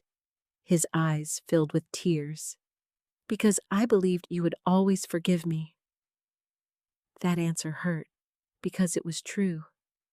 He had mistaken my love for permission. Daniel wiped his eyes. I used your kindness against you. I don't expect you to forget that. I only want Grace to understand that loving someone doesn't excuse hurting them. Grace reached across the table and took his hand. I know, Daddy. Amanda began crying quietly. She placed her napkin beside her plate. I need to say something too. I waited. She looked at me. When I was a child, I promised myself I would never lose a home again.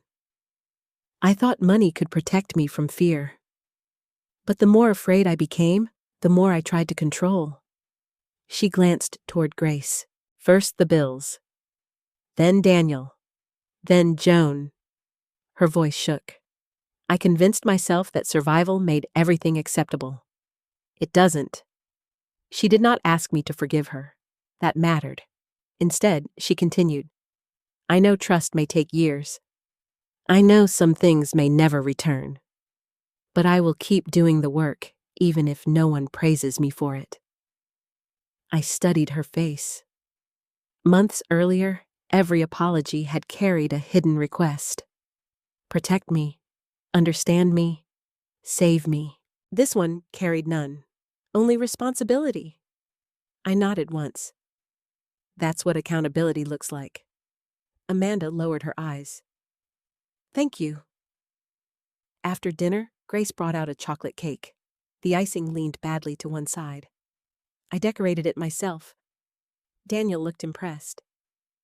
Is it supposed to look like the moon? No. It's the studio. I looked closer. She had drawn a tiny yellow shed in frosting.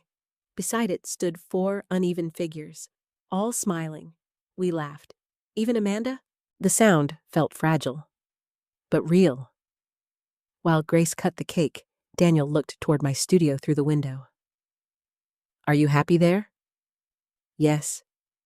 Do you ever wish you'd moved back into your room? I thought about it. No. His expression saddened. I touched his hand. That isn't a punishment. Then what is it? A choice. I looked around the table. I spent most of my life believing that keeping the family together meant giving everyone access to everything I had. My time, my money, my forgiveness. I was wrong. Grace tilted her head. What should family have? Love, I answered. But love needs respect. Without it, someone always gets hurt. Amanda looked down. Daniel nodded. I reached into my purse. Inside was a sealed envelope Thomas had helped me prepare. I placed it on the table. Daniel stared at it. What is that? My updated estate plan. Amanda's face immediately tightened. I don't need to know what's in it. Her response came quickly.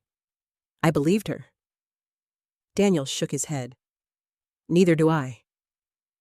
I think you should. They both looked at me. I continued. Before any of this happened, Michael and I had already decided how our estate would be handled. Daniel remained silent. Our savings were never meant to disappear into some stranger's hands. After my death, the estate was always going to be divided fairly. Half to you. I looked at Daniel, and half placed in trust for Grace. His mouth fell open. Amanda closed her eyes. The room became completely still. Daniel whispered, "You were already leaving it to us." "Yes. Even before we asked, you never had to ask." Tears rolled down his face. He covered his mouth. Amanda looked devastated. All that deception, all that fear, all that damage. They had nearly destroyed a family to take something love had already planned to give. Daniel shook his head. "We almost lost everything for something you were already giving us." "No," I said gently. "You almost lost everything because you stopped trusting love and started trusting fear." No one spoke. Outside, the evening sun touched the studio windows.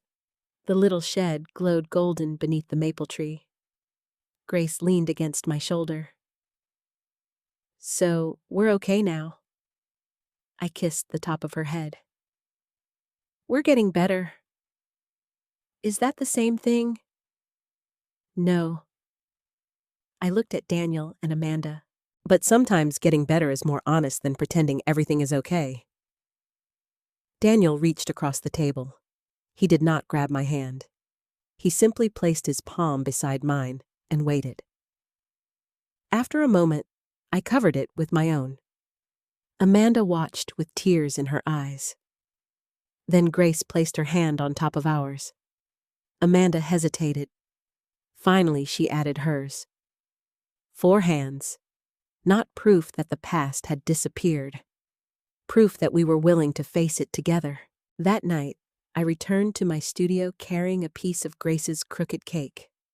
I placed the old shed key beside Michael's photograph. Once that key had locked me out of my family. Now looking through the window at the dinner table we had finally shared again, I understood something. A family does not heal by returning to the way things were. It heals by becoming honest enough to build something better. The following spring, we planted a tree beside the studio. Grace chose a young red maple. "It will match the big one when it grows up," she said. Daniel dug the hole. Amanda carried water from the house. I stood nearby with the old shed key resting inside my pocket. The morning was warm. The grass still held traces of dew. Birds moved between the branches above us. For the first time in months, the backyard felt peaceful. Not because we had forgotten what happened there, because we no longer needed to hide from it. Daniel lowered the tree into the ground. "Is it straight?" Grace tilted her head. "A little to the left." He adjusted it. "Now, a little to the right." Amanda smiled. "At this rate, the tree will be fully grown before Grace approves." Grace placed both hands on her hips. "I want it to be perfect." I walked over and touched her shoulder. "It doesn't have to be perfect." She looked up at me. "Why not?" "It only needs strong roots." She considered that, then nodded. "Okay." We filled the hole with soil. Daniel pressed the earth down carefully. Amanda poured water around the base. Grace placed a small painted stone beside the trunk. On it, she had written one word: begin. I stared at it for a long time. That simple word carried more meaning than she understood. Months earlier, I had believed the story of that shed began when Daniel handed me the keys. I had been wrong. That moment was not the beginning. It was the breaking point. The real beginning came later. It came when I opened my missing bank statement, when I called Thomas, When Daniel finally cried in front of me. When Amanda stopped defending herself. When I decided that love did not require me to remain silent. The legal case eventually ended without Amanda going to prison. Her confession, cooperation, and return of the stolen money mattered. She received probation, community service, mandatory financial counseling, and a permanent record she would carry for the rest of her life. Some people might believe that was too gentle. Others might believe it was too harsh. I stopped measuring justice by how much someone suffered. I measured it by whether the truth was honored. Amanda faced what she had done. She could no longer pretend fear excused betrayal. She continued counseling. She volunteered at a nonprofit that helped families understand debt before desperation destroyed them. She never called herself a victim. That mattered to me. Daniel kept working extra shifts until the worst debts were settled. He and Amanda sold the house before the bank could take it. For a while, I thought losing it would break him. Instead, he surprised me. One evening, he stood in the kitchen holding the signed sale agreement. I spent years believing this house proved I was successful. What do you believe now? He looked toward the backyard. I think a house is only something you own. A home is something you protect. I nodded. And people? His eyes filled. People are the home. It was the answer I wished he had understood earlier, but late understanding is still better than lifelong blindness. With the money remaining from the sale, Daniel and Amanda rented a smaller home nearby. Grace chose the bedroom with a window facing east. She said she wanted to see the sunrise every morning. I purchased a modest cottage of my own. It had one bedroom, a little porch, and enough space behind it for the studio. Daniel carefully moved the renovated shed to my new property. The neighbors were fascinated. One of them asked why I had kept such an ordinary building. I smiled. Because it stopped being ordinary. The shed no longer stood behind someone else's house. It stood beside mine. The key belonged only to me. No one decided when I entered. No one decided when I left. No one used it to separate me from the family. Grace visited every Wednesday after school. We read books, painted flowers, baked cookies in my small kitchen. Sometimes Daniel joined us for dinner. Sometimes Amanda came too. Not every gathering felt easy. Trust still had tender places. There were moments when Amanda reached toward my mail, then quickly stopped herself. Moments when Daniel began explaining a financial problem, then lowered his eyes in shame. Moments when I heard the word temporary and remembered that first night in the shed. Healing did not erase those memories. It taught us how to live honestly beside them. One afternoon, Daniel found the old key lying beside Michael's photograph. He picked it up carefully. "Do you still hate this?" I looked at the small piece of metal in his hand. Once I had. That key had represented rejection, humiliation. The moment my own son chose fear over me. "No?" I said. He looked surprised. "Why not?" "Because it doesn't mean what it used to mean." He placed it in my palm. "What does it mean now?" I closed my fingers around it. "Choice." He sat across from me. "I don't deserve your forgiveness." "Forgiveness isn't something people deserve." "Then why give it?" "Because I don't want your worst decision controlling the rest of my life." He lowered his head. I continued. "But never mistake forgiveness for permission." "I won't." "Never mistake kindness for weakness." "I won't." "And never assume someone will accept pain simply because they love you." Tears filled his eyes. "I understand." This time I believed him.